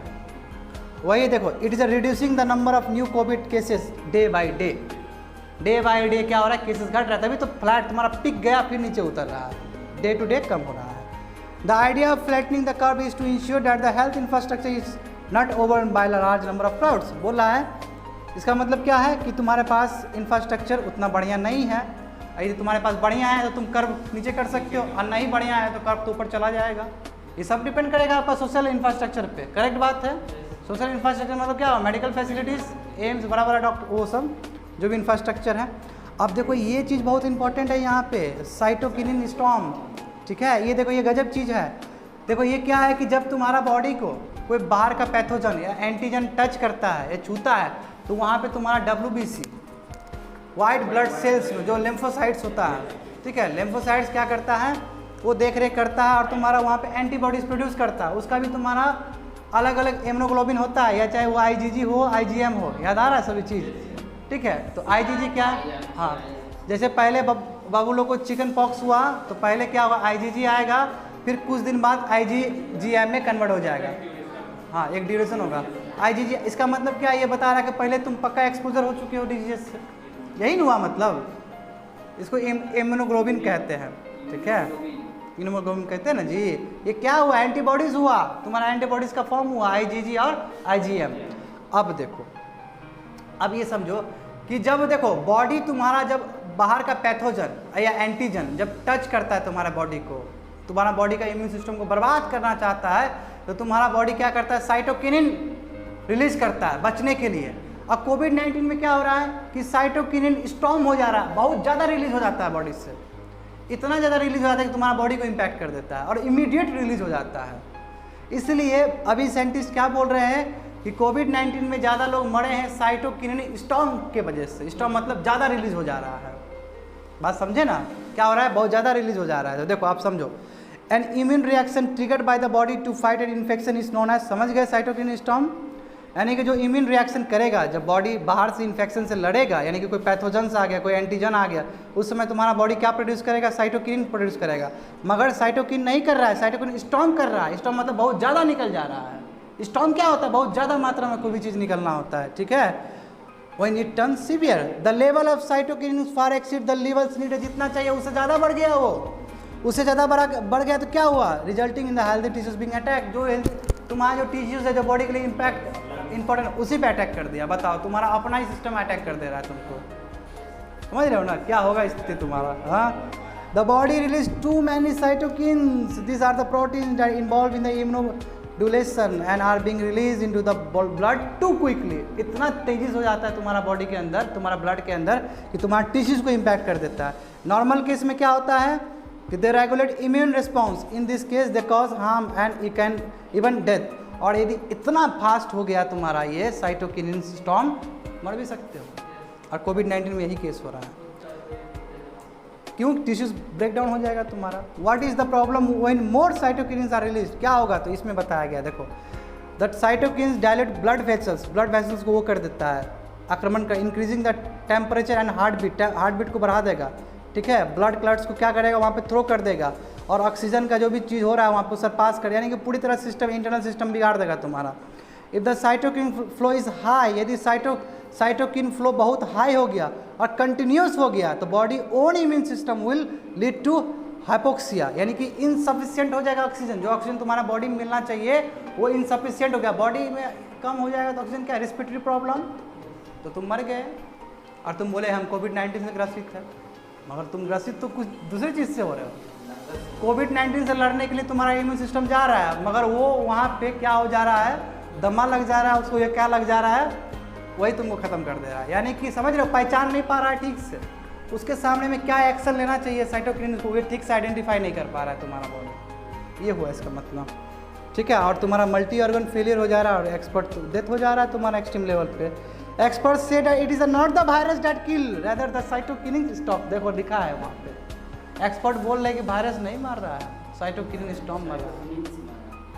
देखते हो एक्सपर्ट लोग कैसे होते हैं, कैसे, ठीक है, कैसे कैसे एक्सपर्ट्स होते हैं। देखो एंटीबॉडी टेस्ट, देखो एंटीबॉडी टेस्ट बताए थे तुमको, यही आईजीजी और आईजीएम का बताए थे एंटीबॉडी। देखो इसमें क्या है, this state check the blood by looking for antibody. देखो अब होता है क्या है बाबू, हम पहले ही बोले थे, यदि तुमको चिकन पॉक्स हो गया तो तुम्हारा बॉडी शुरू में आईजीजी करेगा, वो भी एंटीबॉडीज़ का एक पार्ट है, 5 होता है पार्ट, 5 पार्ट होता है, ठीक है, आईजीजी। और यदि चिकन पॉक्स तुम्हारा लंबा समय के लिए रह गया तो तुम्हारा क्या करेगा, आईजीएम प्रोड्यूस करेगा, समझ गए ना, एंटीबॉडी सही है। तो जब ये तुम्हारा बॉडी से निकाला जाएगा, आईजीजी निकाला गया और आईजीएम निकाला गया, इसका मतलब क्या है कि तुम्हारा बॉडी पहले से तैयार है, यानी कि तुम्हारा बॉडी फेस कर चुका है, तभी तो वो एंटीबॉडीज प्रोड्यूस किया है। यानी कि हम कोविड-19 पेशेंट है और हमारा बॉडी चेक किया और हमारे बॉडी में आईजीजी निकला, आईजीजीएम निकला, इसका मतलब क्या है कि बॉडी लड़ना चाह रहा है कोविड-19 से, पता कर लिया कि कोविड-19 है इसको, एंटी यही है, यही तुम्हारा नोसल थ्रेड होता है, समझे ना, ये मैं बताऊंगा दूसरी स्लाइड में। तो क्या बोला, ये डिटेक्ट करता है किसको, आईजीएम को, आईजीएम क्या है, इम्यूनोग्लोबिन एम है और फिर आईजीजी है। They indicate whether the person had a pass infection of SARS-CoV-2, समझे ना, कोविड-19 वही चीज़ बताया गया है।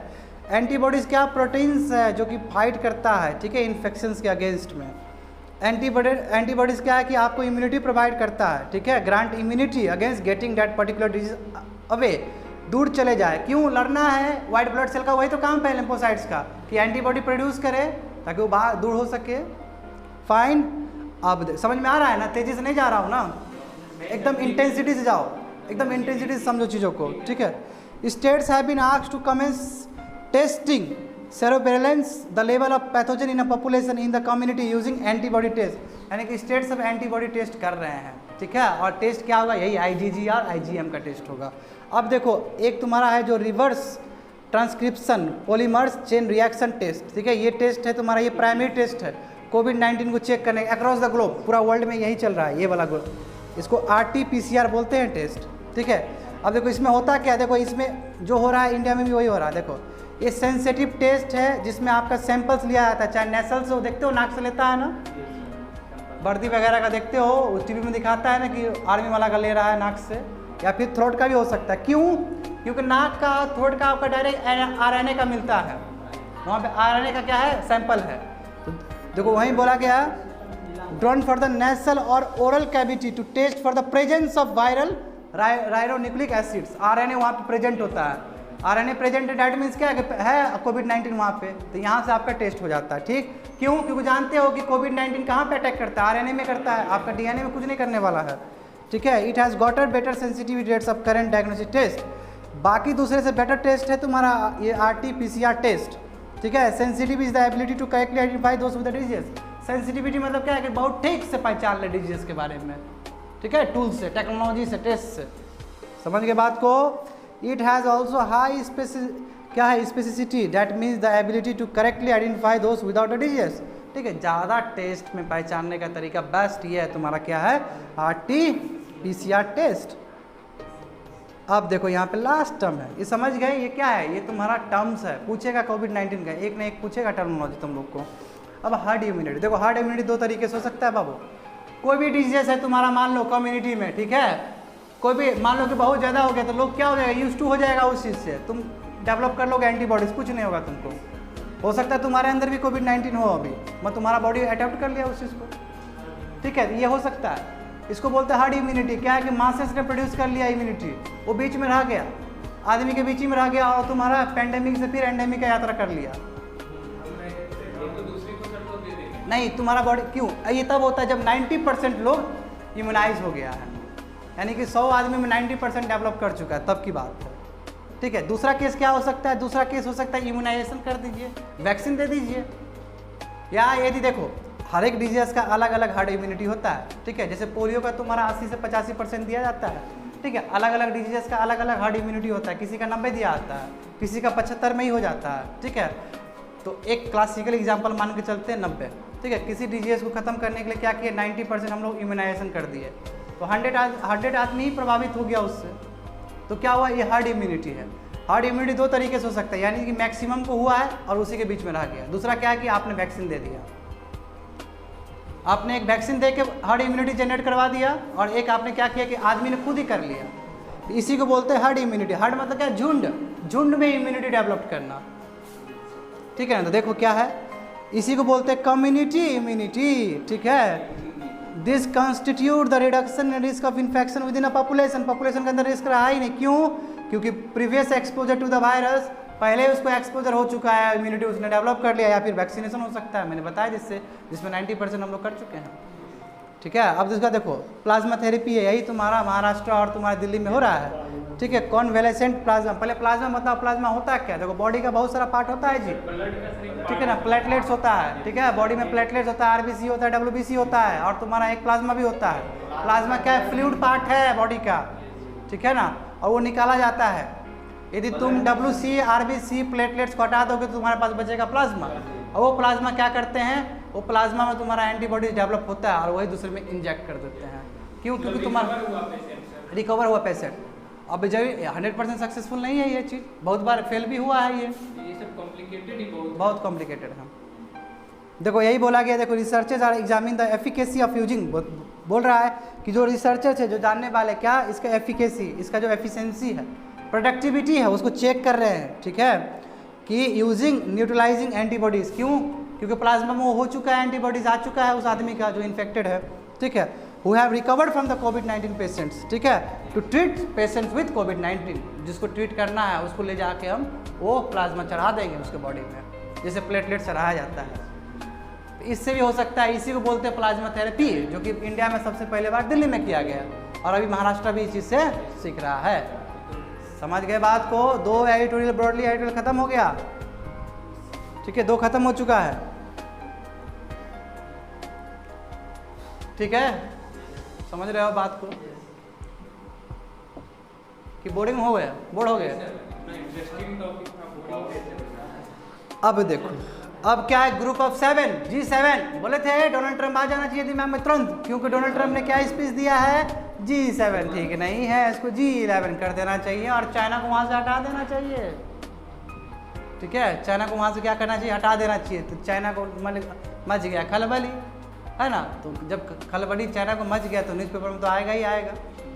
तो तुम लोग को इसमें बहुत कुछ जानने को मिलेगा कि G7 का शुरुआत कैसे हुआ था। जैसे कि तुमको पता है ना नीतीश FATF का कैसे शुरुआत हुआ था, 1989 यूरोपियन कमीशन, है ना, और क्या था, G7 ही था उसमें भी, हाँ यही G7 है। उसके बारे में G7 बाद में अलग अलग, फिर इंडिया भी 2010 में जुड़ गए थे। हर एक चीज़ पॉइंट रखना दिमाग पे कहीं से लिंक कर जाएगा चीज़, हाँ इसमें भी। अब इसमें हम लोग हिस्ट्री पढ़ेंगे G7, पहले एक्चुअली G8 था ये, मगर क्या हुआ 2017 में क्या हुआ, ये रसिया को हटा दिया ना, क्रीमिया को एनेक्स कर लिया था। देखो ये क्रीमिया है, ठीक है, ये क्रीमिया है, क्रीमिया को एनेक्स कर लिया, गुस्सा से क्या किया, इसको हटा दिया बाकी कंट्री से, तो G8 से G7 बन गया, पहले G8 था ये। अभी तक G11 कर रहा है, तो किसको ऐड करना चाह रहा है, इंडिया को ऐड करना चाह रहा है, अभी किया नहीं है, ठीक है ना, बात ही चल रहा है, नहीं करेगा, बस पॉलिटिकल माइंड। क्या वो FATF का है, चलो देखो FTA का अब तो फुल मेंबर हो गया है इंडिया। देखो ये समझो, ये 2 एडिटोरियल का समावेश है, ठीक है, एक 11 जून को आया था, एक 7 जून को आया था। और देखो फटाफट निकाल के देखो, लास्ट का सेकंड लास्ट या थर्ड लास्ट होगा तुम्हारा GS पेपर 2, इंटरनेशनल रिलेशन, फटाफट देखो, bilateral regional global groupings agreements involving India and affecting India's interest. कौन सा नंबर है, 17 है कि 18 है कोमल, 8 नंबर कहाँ दिखा तुमको, ठीक है मिल गया। चलो देखो क्वेश्चन, पहला ही क्वेश्चन क्या है कि कैसे G7 सडनली न्यूज़ में आ गया, इतना दिन तक कैसे ये डोरमेंट में था और अभी आ गया। ये इसलिए आ गया कि डोनाल्ड ट्रंप ने अनाउंस किया कि वो चाहता है कि G7 को G11 में कन्वर्ट करे, एक्सपांड करे।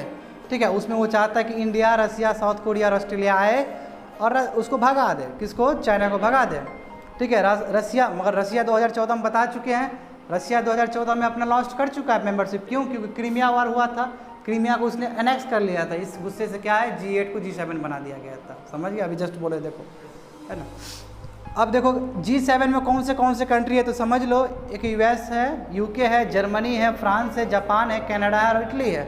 ठीक है, what was the practice for the past several years, past several years से क्या क्या रहा है, तो देखते हो इसमें क्या है कि China, India, Brazil, Mexico, South Africa, इसको बार बार इन्वाइट किया गया है G8 समिट में। G8 इसलिए क्योंकि उस समय रसिया था। ठीक है, ये बार बार जाते थे, ऐसे देखने के लिए होता है ना, ऑब्जर्वर स्टेट मिलता है, जानते हो, जाते देखने के लिए। ठीक है, अब उसके बाद क्या हुआ, फिर आउटरीच चला कि अब G8+5 होना चाहिए। क्यों? क्योंकि 5 बार बार आ रहा है ये कंट्री सब। कौन सा? India, Brazil, Mexico, South Africa और चाइना। अब बाद में क्या किया चाइना, समझ गए ना बात को।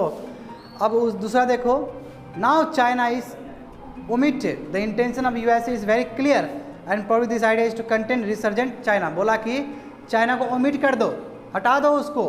और चाइना क्या बोला कि जो G11 कॉन्सेप्ट है, किसका, US का, जो बोल रहा है, ये डूम टू फेल, ये नहीं होने वाला है ऐसा ये फेल हो जाएगा। देखो कितना मुद्दा है चाइना के पास, ऐसा ही स्टेटमेंट दे देता है। ये भी डरता नहीं है चाइना, जान लेना, बहुत पावरफुल है। डूम टू बी फेल मतलब फेल होना है उसको, तगड़ा। देखते हो स्टेटमेंट कैसा कैसा देता है, वार होता है दोनों के बीच में। मत चाइना देखो पार्ट नहीं ना है G7 का। देखो USA, UK, Germany, France, Japan, Canada, Italy, 1 2 3 4 5 6 7। मैं क्यों बोला कि चाइना को हटा दो, क्योंकि चाइना क्या है, G8+5 में तो आ रहा था, 5 में आ रहा था कि नहीं आ रहा था। 5 में तुम्हारा China, India, Brazil, Mexico, South Africa आ रहा था। तो वही बोला कि चाइना को यहाँ से भी हटा दो और G7+4 जोड़ दोगे तो 11 हो जाएगा। क्योंकि 8 क्या हुआ, 8 तो कम होकर 7 हो गया। इसमें चाइना भी खत्म कर दो तो कितना हुआ, India, Brazil, Mexico, south Korea, G11 हो जाएगा। समझ गए G11 कॉन्सेप्ट कैसे आया तुम्हारा। अब देखो G स्टार्टेड कैसे हुआ, G7 का कॉन्सेप्ट कैसे आया। देखो ये इनफॉर्मल तुम्हारा सबमिट है, डिस्कशन है। जैसे G20 भी तुम्हारा इनफॉर्मल तुम्हारा सेशन है, डिस्कशन है। G20 समझते हो, ग्रुपिंग है 20 कंट्रीज़ का। ठीक है, तो G7 भी कोई इसके लिए ट्रीटी वगैरह नहीं बना है। जैसे इंटरनेशनल सोलर अलायंस के लिए ट्रीटी बना कि नहीं बना, इसके लिए कोई ट्रीटी नहीं बना है। ये क्या है, इनफॉर्मल है, मतलब ऐसे मन कर गया, मिल गया, बना दिए, कोई ट्रीटी साइन नहीं हुआ। इसलिए बोला कि ये इनफॉर्मल डिस्कशन है। और देखो तुम लोग को आज या कल बताया गया, तो कोई पूछा था हमको, सर 1970 के टाइम में क्या हुआ था, डॉलर डिप्लोमेसी हुआ था, पूछे थे, देखो मैच कर गया। हाँ, रामानंद जी पूछे थे। देखो ये चीज़, देखो यहाँ पे देखो क्या हो रहा है। G7 began as a restrictive club of the rich democracy in the early 1970। ये एक क्लब बन चुका था 1970 के दशक में, जो रिच कंट्रीज उसके अंदर आते। देखो सभी रिच कंट्री है, USA है, UK है, जर्मनी है, फ्रांस है, जापान है, कनाडा है, इटली और रसिया भी है उस समय, लेकिन ये सभी रिच कंट्री है। अब देखो, जब देखो 1970 आ गया दशक, जब 1973 में अरब इजरायली वार हुआ है, बताए थे ना, इजराइल टॉप पे था, सऊदी अरब क्या है, ये दोनों में झगड़ा हो रहा है, और ईरान भी एक तरफ क्या है, लीड कर रहा है। तो क्या हुआ, अरब और इजराइल का जब वार हुआ तो क्या हुआ, ऑयल प्राइसेस बिकम 4 टाइम्स, महंगा हो गया तेल। क्यों, हमेशा डिस्टर्बेंस हो जाएगा मिडल ईस्ट में। तो क्या हुआ तुम्हारा, जब अरब, सऊदी अरब स्पेशली, सऊदी अरब और इजराइल का, ये इजराइल है, ठीक है ना, इजराइल देखो ये वाला इजराइल का, ठीक है, जो कि फलस्तीन का एरिया बहुत सारा लेके बैठा हुआ है, ठीक है, गोल्डन हाइट्स यहीं पे बात होता है, जेरूसलम यहीं का है, ठीक है। अब बात समझो कि इसमें क्या बात हुआ है कि उस समय 1973 में अरब इजरायली वार हुआ है, जिससे प्राइस बहुत ज़्यादा बढ़ गया, 4 टाइम्स बढ़ गया था। और उस समय एक ऑर्गेनाइजेशन, जो ऑर्गेनाइजेशन क्या है, members of the organisation petroleum exporting countries, जिसको ओपेक बोला जाता है, बार बार न्यूज़ में आता है ओपेक, ठीक है। ओपेक ने क्या किया कि एम्बार्गो इम्पोज कर दिया। एम्बार्गो मतलब क्या कि हम नहीं बेचेंगे, जाओ तुमको, सैंक्शन कर दिया। सैंक्शंस करना मतलब समझ रहे हो ना, रिस्ट्रिक्ट कर दिया, हम नहीं देंगे तुमको। किसको किसको नहीं देंगे, कनाडा को तेल नहीं देंगे, जापान को नहीं देंगे, नीदरलैंड को नहीं देंगे, यूनाइटेड स्टेट्स को नहीं देंगे। इससे क्या होगा, इकोनॉमिक सॉफ्ट हो गया। क्यों, पेट्रोल पे चल रहा है पूरा इकोनॉमिक्स, है ना, पूरी तरह से पेट्रोल पे डिपेंडेंट है। खलबली मच गया, सभी रिच कंट्रीज है, खलबली मच गया इस सब पे। सेल गैस का कोई कंसेप्ट ही नहीं है उस समय, बताए थे, सेल गैस का कंसेप्ट बाद में आया है। अभी तो लार्जेस्ट प्रोड्यूसर है तुम्हारा यूनाइटेड नेशन भी, क्योंकि सेल गैस है उसके पास। सेल गैस मतलब क्या होता है, हाइड्रोलिक फ्रैक्चरिंग के द्वारा निकाला जाता है, मशीन के द्वारा निकाला जाता है। वो सेल गैस मतलब तुम्हारा दूसरे फॉर्म में है। इंडिया में भी है, इंडिया में मशीन नहीं है निकालने के लिए, बहुत पैसा लगता है उसके लिए, समझे ना। तो अब क्या है, उसके बाद फ्रेंच प्रेसिडेंट ने इन्वाइट किया, ठीक है, ये 5 of the most developed countries of the organisation for economic cooperation and develop, OECD के 5 सबसे डेवलप, जैसे सऊदी अरब हो गए, इजराइल हो गए, इराक हो गए, ये सभी के रिप्रेजेंटेटिव को बुलाया गया और फ्रांस बात की है उससे कि समझौता होना चाहिए, बहुत क्राइसिस हो गया है, इकोनॉमिक बहुत ज़रा हालत ख़राब हो गया हम लोग का, कुछ करिए, ठीक है। तो ये सब कौन थे, देखो यही सब थे जो आए थे, ठीक है। यूनाइटेड स्टेट्स थे, जर्मनी थे, जापान थे, इटली थे, यूनाइटेड किंगडम थे। और उसी समय तुम्हारा इनफॉर्मल डिस्कशन हुआ था ग्लोबल इशू, और यही बाद में जाके तुम्हारा आस्ते आस्ते G8 बन गया। समझ गए ना। 1973 कैसे जन्म दिया G7 को, क्यों, क्योंकि क्राइसिस हो गया है वहाँ पे ऑयल का। तो ये लोग आके गुजारिश कर रहे हैं ओपेक से कि कुछ करो यार, ऐसे में हालत ख़राब हो जाएगा हम लोग का, समझ गए। अब देखो दिस ट्रांसफॉर्म इनटू, वही बोले ना, इससे क्या G7 समिट बन गया, head of the government from the following year. उसके बाद हर एक साल में बन गया। उसके बाद with the inclusion of Canada, उसके बाद कनाडा आया तो G7 समिट बन गया। यूरोपियन कमीशन और यूरोपियन कम्युनिटी, जो कि तुम बाद में कह सकते हो जो यूरोपियन यूनियन बना है बाद में, ठीक है, वो भी तुम्हारा एक मेंबर बनना शुरू हो गया, ऑब्जर्वर टाइप का, परमानेंट नहीं, ऑब्जर्वर टाइप का। फिर G7 बिकम द G8, समझ गए। G7 से ही स्टार्ट हुआ था, फिर वो G8 बन गया, और G8 बहुत लंबा रहा है। G8 कब बना, तुम्हारा 1998 में बना। क्यों, रशियन फेडरेशन ने ज्वाइन कर लिया, यानी कि तुम्हारा रसिया ने क्या किया, ज्वाइन कर लिया, ठीक है। और मगर क्या किया, 2014 में रसिया ने क्या किया, क्रीमिया पे अटैक कर लिया, बोला भागो यहाँ से। G8 से फिर उसको बाहर निकाल दिया, फिर J7 बन गया। समझ में आ रहा है सभी चीज। अब देखो G7 has not covered itself with glory with respect to contemporary issues such as COVID-19, climate change और crisis of state collapse in waste.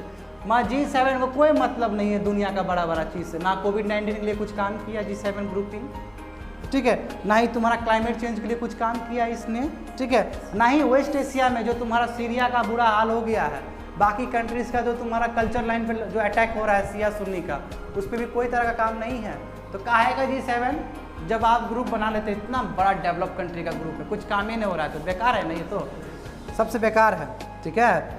अब बोला 2, मगर जब G7 बना था तो पर्पस क्या था, एम्बिशन क्या था। कोई भी ग्रुप बनने का एम्बिशन होता है, इसका एम्बिशन देखो इकोनॉमिक, पॉलिटिकल और सिक्योरिटी डिफरेंस और मैनेज करना, यानी कि जितने भी मेंबर्स हैं इकोनॉमिक होना चाहिए, यानी कि सभी में इकोनॉमिक एक्टिविटीज़ होना चाहिए, पॉलिटिकल स्टेबिलिटी होना चाहिए, कोई दंगा फसाद ना हो, लॉ एंड ऑर्डर वहाँ पे रहना चाहिए, कोई सत्ता नहीं गिरना चाहिए, डेमोक्रेसी, फुल फ्लेज डेमोक्रेसी होना चाहिए, ठीक है। सिक्योरिटी जो डिफरेंसेस है, आप इंटरनल सिक्योरिटी सबका सही कर लो, कोई दिक्कत नहीं हो चाहिए, कंट्री बहुत सेफ रहना चाहिए। ये सब पे 3 एजेंडा पे बात हुआ था। क्या एजेंडा था, इकोनॉमिक, पॉलिटिकल और सिक्योरिटी डिफरेंसेस। अब क्या है, it is reinforce the domination of western democratic and liberal economic model in the global order. और ये क्या कह रहा था कि वेस्टर्न डेमोक्रेटिक जो प्रिंसिपल्स हैं, अनलाइक योर कम्युनिस्ट गवर्नमेंट क्या है, एशिया का फिनोमेना है कि नहीं, रसिया है, चाइना है, बस इंडिया ही है ना जी। और ये फिर आसियान कंट्री तो बहुत छोटा छोटा है, बहुत बड़ा प्रजातंत्र हमारा, वर्ल्ड का सबसे बड़ा प्रजातंत्र है, 1.25 करोड़ देशवासी है ना, इतना बड़ा देशवासी का डेमोक्रेसी कंट्री है, कितना बड़ा बात है कि हर एक को फ्रीडम दिए हैं हम यहाँ पे, फिर भी आदमी को नारा लगाना है, समझ रहे हो ना। तो इस कंट्री में तो बहुत अच्छा कंट्री में जन्मे हो बाबू, सऊदी अरब सब में जन्मते तो हालत ख़राब हो जाता, ठीक है ना।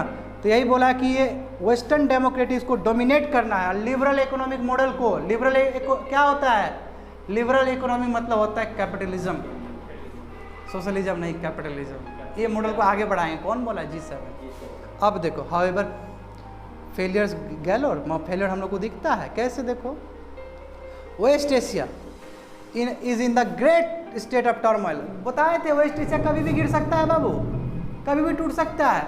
जैसे ऑटोमन एम्पायर का स्थिति हुआ था आफ्टर फर्स्ट वर्ल्ड वार, जहाँ पे ब्रिटिश इंडिया में तुम्हारा खिलाफत इशू हो गया था, कॉन्फ्रेंस हो, कहीं वो वाला इशू ना हो जाए आने वाले समय में। यानी कि वेस्ट एशिया तुम्हारा ग्रेट टर्मोइल है। ग्रेट टर्मोइल मतलब क्या है, कभी भी दंगा फसाद होकर पूरी तरह बिगड़ सकता है। ये बिगड़ गया, पूरा वर्ल्ड बिगड़ जाएगा। देखते हैं चाइना में क्या हुआ तो वर्ल्ड में क्या हो गया, पूरा वर्ल्ड खुला हुआ है। अभी एक जगह कुछ होता है तो दूसरी जगह इम्पैक्ट करता है।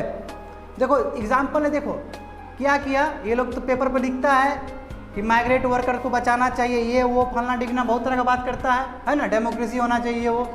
अब यूरोपियन कंट्रीज़ बताओ, जब माइग्रेशन का बात आए, यहाँ पे तुम्हारा यहाँ से लोग मेडिटेरियन सी क्रॉस करके जा रहे थे यूरोपियन यूनियन में, सबको लात मार के निकाला गया यहाँ से, भागो यहाँ से। एग्जाम्पल तुम्हारा देखो, मैक्सिको से यूनाइटेड स्टेट जा रहा है, उसको लात मार के निकाला सब। तो काहे का तुम ह्यूमन राइट्स का बात करता है, जब तुम ह्यूमन राइट्स को राइट्स दे सकता है, खाली डिंगराबाजी करता है तुम लोग, ठीक है ना, ये भी तो बात होना चाहिए ना यहाँ पे। तो यही बात वहाँ पे लिखा गया। तो माइग्रेंट जो क्राइसिस है वो माइंड सेट क्या एक्सपोज कर दिया कि सेवरल यूरोप का जो माइंड सेट है वो गंदा है, वो अच्छा नहीं है, वो फालतू का तुम्हारा ह्यूमन राइट्स का बात करता है, समझ रहे हो ना, वो फालतू का लिबरल आइडियाज़ के बारे में बात करता है। और जो मेडिटेरियंस का जो बात था, पीपल जा रहे थे कि मर जाएंगे हम, अफ्रीकन कंट्री में मर जाएंगे, इससे अच्छा हम वहाँ जाएंगे कुछ भी खा कर हम जिंदा रहेंगे, मैं आप तो जाने ही नहीं दे रहे उसको। बस एक तुम्हारा एंजेला मार्कल ने, वो तुम एंजेला मार्कल जो जर्मनी का, वो बस एक सही थी, बाकी सभी कंट्रीज ने रोक दिया उसको। क्यों बेचारे, यहाँ पे बहुत बड़ा बोको हराम है, क्या क्या है यहाँ पे टेररिस्ट ग्रुप है, लोग मर रहे हैं यहाँ पे लड़ाई हो रहा है कल्चर के लाइन पे, तो भागेगा ही वहाँ पे। जब भागेगा देख रहा है कि वहाँ पे भी उसको रख नहीं रहा है तो क्या करेगा, आदमी का पूरा त्रासदी हो रहा है यहाँ पे, ह्यूमन राइट्स का वॉल्यूशन हो रहा है, और बहुत बड़ा बात कर रहा है सभी यूरोपियन कंट्रीज, बस उसमें एक दो कंट्री सही है, जर्मनी है एग्जाम्पल, ठीक है। अब देखो जब तुम्हारा 1990 के दशक में, ठीक है, G7 कितना प्रोमिनेंट था कि तुम्हारा 2/3 GDP वर्ल्ड का यही G7 के पास ही था, G8 के पास कह सकते हो 2/3। अभी स्थिति क्या हुआ तुम्हारा 44 पे आ गया ये लोग, अब 44, पहले कितना था 66% और अभी ये 44 पे आ गया, यानी कि नॉमिनल जीडीपी और परचेजिंग पावर जीडीपी अलग होता है, पता है तुम लोग को। नॉमिनल जीडीपी मतलब क्या होता है, नॉमिनल जीडीपी मतलब जो कमा रहे हो नॉमिनल वैल्यू में है, और परचेजिंग पैरिटी क्या होता है, जैसे मान लो, देखो सिंपल से एग्जांपल देखो, जैसे मान लो कि एक डॉलर यूएस का जो $1 है, इंडिया का 70 रुपया, ठीक है, बराबर हो गया। इंडिया में मान लो, वहाँ पे मान लो इंडिया में तुम्हारा एक कप कॉफ़ी मिलता है 10 रुपया में मिलता है, और वहाँ पे एक कॉफ़ी मान लो कि $2 में मिल रहा है, मांगा। इसका मतलब यदि हम सामान का बात करें तो वो $2 = 10 रुपया हो गया। फिर यहाँ पे हुआ कि नहीं हुआ, हकीकत में क्या है कि वो $2 = यहाँ पे 150 रुपया है। कहने का मतलब क्या कि इंडिया में सस्ता चीज़ मिल जाता है, उसके हिसाब से बाबू इंडिया वर्ल्ड में 3rd लार्जेस्ट कंट्री है इकोनॉमिक्स में after China. Purchasing power parity में बोलते हैं, PPP बोलते हैं इसको, ठीक है। परचेजिंग पावर पैरिटी में इंडिया वर्ल्ड का 3rd इकोनॉमिक्स में आता है, सबसे ऊपर है इंडिया, जहाँ पे क्या है GDP हो रहा है, मगर क्या है परचेजिंग पावर, परचेज मतलब खरीदने का तुम्हारा जो हैसियत है। 5 रुपया में तुम चाय पी ले रहा बैठ के, बताओ वहाँ पे लोग $2 में $3 में चाय पी रहा है, यानी कि $3 = 5 रुपया, कुछ वैल्यू ही नहीं रहा। अजय कि हम बात करते हैं कि $1 = 70 रुपया, बात समझ रहे हो ना। मगर ये बात क्या हो रहा है, नॉमिनल जीडीपी पे बात हो रहा है, इस पे बात नहीं हो रहा है। ये तुम्हारा $1 = 70 रुपये पे बात हो रहा है, समझे ना, थोड़ा ऊपर उठो, उसको बोलते हैं नॉमिनल जीडीपी, जहाँ पे 70 रुपया = क्या है $1, और यहाँ पे $2 = 10 रुपया। कैसे हो गया, परचेजिंग पावर पैरिटी, समझे ना। तो इंडिया 6 या 7 नंबर पे आता है, 6 या 7 नंबर पे आता है तुम्हारा वर्ल्ड का नॉमिनल जीडीपी, वेरी गुड, और परचेजिंग पावर में आता है 3 नंबर में, ठीक है ना, वेरी गुड, समझ गए। तो ये जो बोल रहा है कि 90 का जो 1990 का जो बात है उसमें क्या है 2/3 ग्लोबल जीडीपी, मगर ये नॉमिनल जीडीपी था, ठीक है। और अभी देखोगे तो क्या हो गया, इसका 44% हो गया, यानी कि घट गया, ठीक है। अब देखो, अब क्या बोला कि तुम्हारा, अब देखो G7 बता रहा है जी, G7 कम से कम 60% तुम्हारा ग्लोबल हाउस गैस एमिशन किया है ये 1850 से लेकर 2010 तक, ये बस 7 कंट्री। इसका मतलब कितना रिस्पॉन्सिबल है ये कंट्री, है ना। बेचारा अफ्रीकन कंट्री इतना गरीब कंटिनेंट है, उसका डबल तुम्हारा ये 7 कंट्री कर लिया। बताओ, इतना बड़ा कंट्री अफ्रीकन कंटिनेंट है, अफ्रीकन कंटिनेंट है, कंट्री भी नहीं है, कंटिनेंट है। ये जितना डबल कार्बन डाइऑक्साइड प्रोड्यूस नहीं किया उतना तो ये लोग 7 को कंट्री मिलकर कर लिया है अभी तक, समझ सकते हो। ये मैग्नीट्यूड बताने के लिए राइटर लिख रहे हैं, ये मैग्नीट्यूड बताने के लिए कितना ये लोग किया है। और G7 बड़ा डिंगराबाजी करेगा फिर, समझ रहे हो ना, देख रहे हो। देखो G7 लूजिंग सिस्टम बोल रहा है कि G7 का कोई रिलेवेंस नहीं है, फालतू का चीज़ है ये, समझ रहे हो ना, फालतू का चीज़ है, बड़ा डिंगराबाजी करता है, कुछ नहीं होने वाला है इसका, मैंने पहले ही बता दिया। देखो जब कॉन्स्टिट्यूट किया गया तो G7 कंट्रीज़ क्या है 2/3 थे ग्लोबल जीडीपी के 1990 में, ठीक है। मगर क्या हुआ 2017 के हिसाब से देखा जाए तो हाफ हो गया, यानी कि तुम्हारा 50% से भी कम हो गया। प्रिसाइजली 45% है, यहाँ पे दिया हो या नहीं दिया हो, ये तुम्हारा क्या है 45% है, ठीक है। यही तुम्हारा देखो मार्केट एक्सचेंज बोल रहा है ना जी, मार्केट एक्सचेंज मतलब होता है नॉमिनल जीडीपी, ठीक है। मार्केट एक्सचेंज कैसे है 70 रुपया लाए थे $1 करके, तो बताए थे कल अप्रिसिएशन डिप्रिसिएशन रिवैल्यूएशन डिवैल्यूएशन में यही टर्मिनोलॉजी यूज हुआ था। और तीसरा क्या है कि यदि तुम पी बेसिस पे देखोगे, देखो परचेसिंग पावर पैरिटी, वही बोले थे है ना कॉपी वाला बात, they account for less than a third of the GDP. इतना गंदा होगा क्यों? क्योंकि महंगा कंट्री है। एक चाय लेने के लिए हमको $3 देना पड़ेगा, $4 देना पड़ेगा। इंडिया क्या 5 रुपये में चाय पी का आदमी एंजॉय कर रहा है, समझ रहे हो ना। मस्त हो बाबू, 4 रुपया 5 रुपया में तुम लोग समोसा लिट्टी खा रहे हो, ठीक है। इतना सस्ता नहीं मिलता है। लुक एट 7 लार्जेस्ट इकोनॉमिक्स, ये देखो इसका क्या स्थिति है। अब देखो दे आर इनफॉर्मली कल E7। अब दूसरा देखो ब्राज़ील, चाइना, इंडोनेशिया, क्या India, Indonesia, Mexico, Russia, Turkey. The above countries accounted for a third of the global GDP on PP basis. PP basis पे क्या है तुम्हारा जितने भी ऊपर के कंट्रीज है 7 कंट्री जिसको E7 बोला जा रहा है अभी, Brazil, China, India, Indonesia, Mexico, Russia, Turkey, ये क्या है 1/3 ऑफ क्या है over 1/3 of global GDP on PP basis पे है। और तुम्हारा क्या क्वार्टर है ऑन तुम्हारा मार्केट एक्सचेंज रेट के हिसाब से। देखो कहने का मतलब क्या है कि ये 7 कंट्री यदि हम लोग जोड़ दें इसका जीडीपी तो ये 1/3 यानी कि 33% कंट्रीब्यूट करता है ये लोग, मगर पीपी बेसिस पे। और तुम्हारा नॉमिनल जीडीपी पे क्या है 1/4 करता है। 1/4 मतलब 25% करता है, समझ रहे हो, क्योंकि नॉमिनल जीडीपी ज़्यादा है और पीपीपी क्या है सस्ता है। इंडिया इज द लार्ज, ये देखो 3rd largest in the world in the PPP term, समझे ना। इंडिया पीछे नहीं है, इंडिया भी गजब है, समझे बात को, बहुत है। अब देखो एक सवाल पूछ रहा है, बहुत बढ़िया सवाल पूछ रहा होता है, क्या ऐसा क्राइसिस में क्या G7 को रिप्लेस कर देना चाहिए था भाई G20? तो आंसर क्या दिया है कि हाँ, आप सही क्वेश्चन पूछ रहे हैं, मगर आपको देखना होगा कि क्या चीज़ में आप रिप्लेस करना चाहते हैं। स्ट्रैटेजिकली रिप्लेस करना चाहते हैं, पॉलिटिकली रिप्लेस करना चाहते हैं, क्या चाहते हैं आप। देखो क्या बोला, यदि आपका ऑब्जेक्टिव है कि अब फाइनेंशियल एंड इकोनॉमिक इश्यूज़ को देखना तो आप कर सकते हैं। क्यों? G20 में भी बहुत सारा कंट्री है जो कि तुम्हारा नॉमिनल जीडीपी को कंट्रीब्यूट करता है वर्ल्ड का, ठीक है। मगर यदि डेमोक्रेटिक लिबरल मॉडल का बात हो तो आप नहीं कर सकते हैं। क्यों? कि G20 में तुम्हारा टर्की भी है, सऊदी अरब भी है, यहाँ पे कहाँ डेमोक्रेसी है? डेमोक्रेसी है ही नहीं यहाँ पे। चाइना भी है, डेमोक्रेटिक है ही नहीं, तो कैसे रिप्लेस कर सकते हो? और G7 तो पूरा डेमोक्रेटिक लिबरल व्यूज़ है, बात समझ रहे हो ना। तो देखो ऑथर कितना ब्यूटीफुल आदमी है, ऑथर का दिमाग कितना तगड़ा है। क्या बोलता है, इसको आपको तोड़ना होगा और आपको तोड़ के देखना होगा कि फाइनेंशियल और इकोनॉमिक इश्यूज़ में आप कर सकते हैं रिप्लेस, मगर आप पॉलिटिकल डायमेंशन से डेमोक्रेसी से नहीं कर सकते, क्योंकि G7 में आपका चाइना भी है, टर्की भी है, सऊदी अरब भी है, वहाँ तो डेमोक्रेसी कोई सेटअप है ही नहीं, कैसे रिप्लेस करिएगा। हाँ देखो क्या कितना बढ़िया वर्ड है। Some of the members are not exactly the explainer of democracy, यानी कि डेमोक्रेसी में मानने वाले नहीं है लोग सब, ठीक है। ये तुम्हारा क्यों? क्योंकि उसका अपना जियोपॉलिटिकल रीजन है, अपना रीजन है ना। डिक्टेटर क्यों, चाइना क्यों डिक्टेटरशिप चला रहा है, कम्युनिस्ट गवर्नमेंट, उसका अपना कारण है, पर्सनल कारण। देखो G20 is too huge to manage. देखो आप क्या बोला, एक लिमिटेशन बता दिया कि G20 क्या दिक्कत क्या है कि बहुत बड़ा है, उसको मैनेज करना, बहुत बड़ा कंट्रीज है उसके अंदर, गवर्नेंस करना इतना आसान नहीं है, पीस लाना इतना आसान नहीं है, सिक्योरिटी इशू से बात करना इतना आसान नहीं है। तो G7 का रिलेवेंस है। देखो G20, देखो ग्रुप ऑफ 20 इमर्ज अब कब हुआ था? As a international forum for the government and central bank governors to the promotion of the international financial stability, यानी कि जो फाइनेंशियल स्टेबिलिटी के लिए ये पहला बनाया गया था। और पहले गवर्नर लेवल पे हुआ था, फाइनेंस मिनिस्ट्री के लेवल पे हुआ था, वो बाद में जाके तुम्हारा हेड ऑफ द गवर्नमेंट हुआ है। पहले फाइनेंस मिनिस्टर किए थे इसका, कभी बताएंगे तुमको G20 भी डिटेल में। समझ में आया? पहला जो इशू हुआ तो फाइनेंस मिनिस्टर पार्टिसिपेट किए थे, उसके बाद तुम्हारा गवर्नमेंट आया है सभी का। पहले क्या है, इनफॉर्मल टॉक हुआ था, उसमें सब कंट्री का तुम्हारा क्या था, फाइनेंस मिनिस्टर था, समझ गए ना। गवर्नमेंट ऑफ नहीं था, मेन गवर्नमेंट नहीं था, PM सब नहीं थे, फाइनेंस मिनिस्टर गए थे। अब देखो global issue not at all possible with such arrangement of G7, बोला कि G7 का पॉसिबल तो नहीं होगा।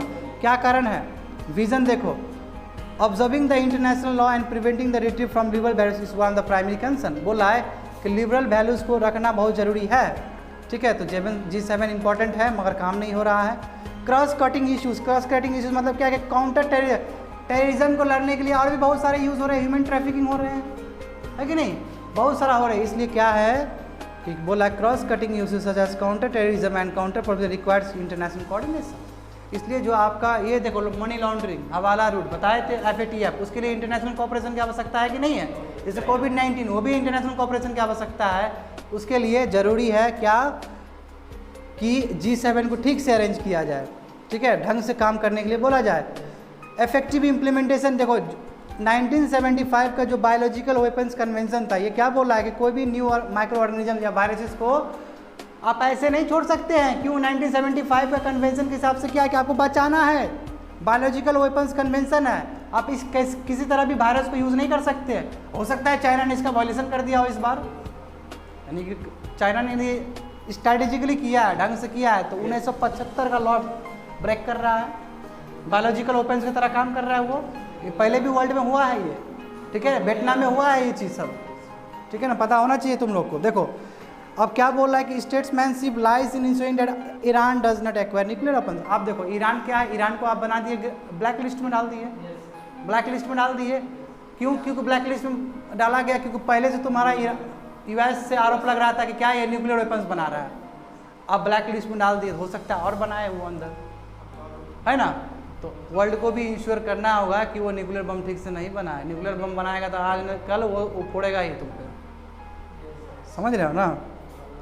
Piece and stability in Afghanistan, Afghanistan में पीस होना बहुत ज़रूरी है। क्यों? अफगानिस्तान तुम्हारा हार्ट है पूरा एशिया का। देखो यहाँ से तुम्हारा साउथ एशिया हो जाएगा, तुम्हारा ईस्ट एशिया हो जाएगा, तुम्हारा सेंट्रल एशिया हो जाएगा, तुम्हारा ये वाला एशिया हो जाएगा, हर एक पे आता है। स्ट्रैटेजिकली इंपॉर्टेंट है अफगानिस्तान और पाकिस्तान एरिया, समझ रहे हो ना। अफगानिस्तान में स्टेबिलिटी होना बहुत ज़रूरी है। यदि वहाँ स्टेबिलिटी नहीं हुआ तो पूरा एशिया को बर्बाद कर देगा ये। वही बोला जा रहा है कि पीस एंड स्टेबिलिटी अफगानिस्तान में एक बहुत बड़ा बात है, ठीक है। जैसे कि गल्फ और वेस्ट एशिया में बात चलता है। क्यों? हर समय सीरिया का बात चलता है। अब तो सीरिया का मामला कम हो गया है, कभी ना कभी ये देखो ये भी अनस्टेबल है, ये यदि फूटा और ये फूटा तो वर्ल्ड तो ऐसे ही बर्बाद हो गया, ठीक है। Reduction of tension in the north Korean peninsula है कि नहीं है, कोरियन पेनिनसुला में नॉर्थ तुम्हारा क्या है, तुम्हारा ये जापान, ये देख रहे हो ये वाला पार्ट, ये देखो नॉर्थ कोरिया और साउथ कोरिया में हमेशा होता है। अभी का जो वहाँ प्रेसिडेंट है वो तो बढ़िया है अभी, इसलिए बहुत अच्छे से हो रहा है। ये जापान, ये तुम्हारा आ गया तुम्हारा ईस्ट एशिया का पार्ट है, समझे। इसलिए आपको कोरियन पेनिनसुला का भी टेंशन खत्म करना होगा, साउथ चाइना सी का खत्म करना होगा। साउथ चाइना सी में क्या है, 9 डैश लाइन है यहाँ पे। 9 डैश लाइन में क्या कर रहा है तुम्हारा चाइना, हर समय जाकर वहाँ पे वर्चस्व दिखा रहा है अपना, है कि नहीं है। ये सभी चीज़ तुमको कंट्रोल करना होगा। ये तुम वर्ल्ड को क्या चाहते हो, पीस चाहते हो। G7 का काम ये सब है, और डिंगराबाजी नहीं करना है बैठ कर G7 को, ठीक है। तो यदि इतना बड़ा इश्यूज देखा जाए तो ग्लोबल ऑर्गेनाइजेशन की ज़रूरत है और विज़न का आवश्यकता है, ताकि इस चीज़ को क्या कर सके, वो ढंग से एड्रेस कर सके।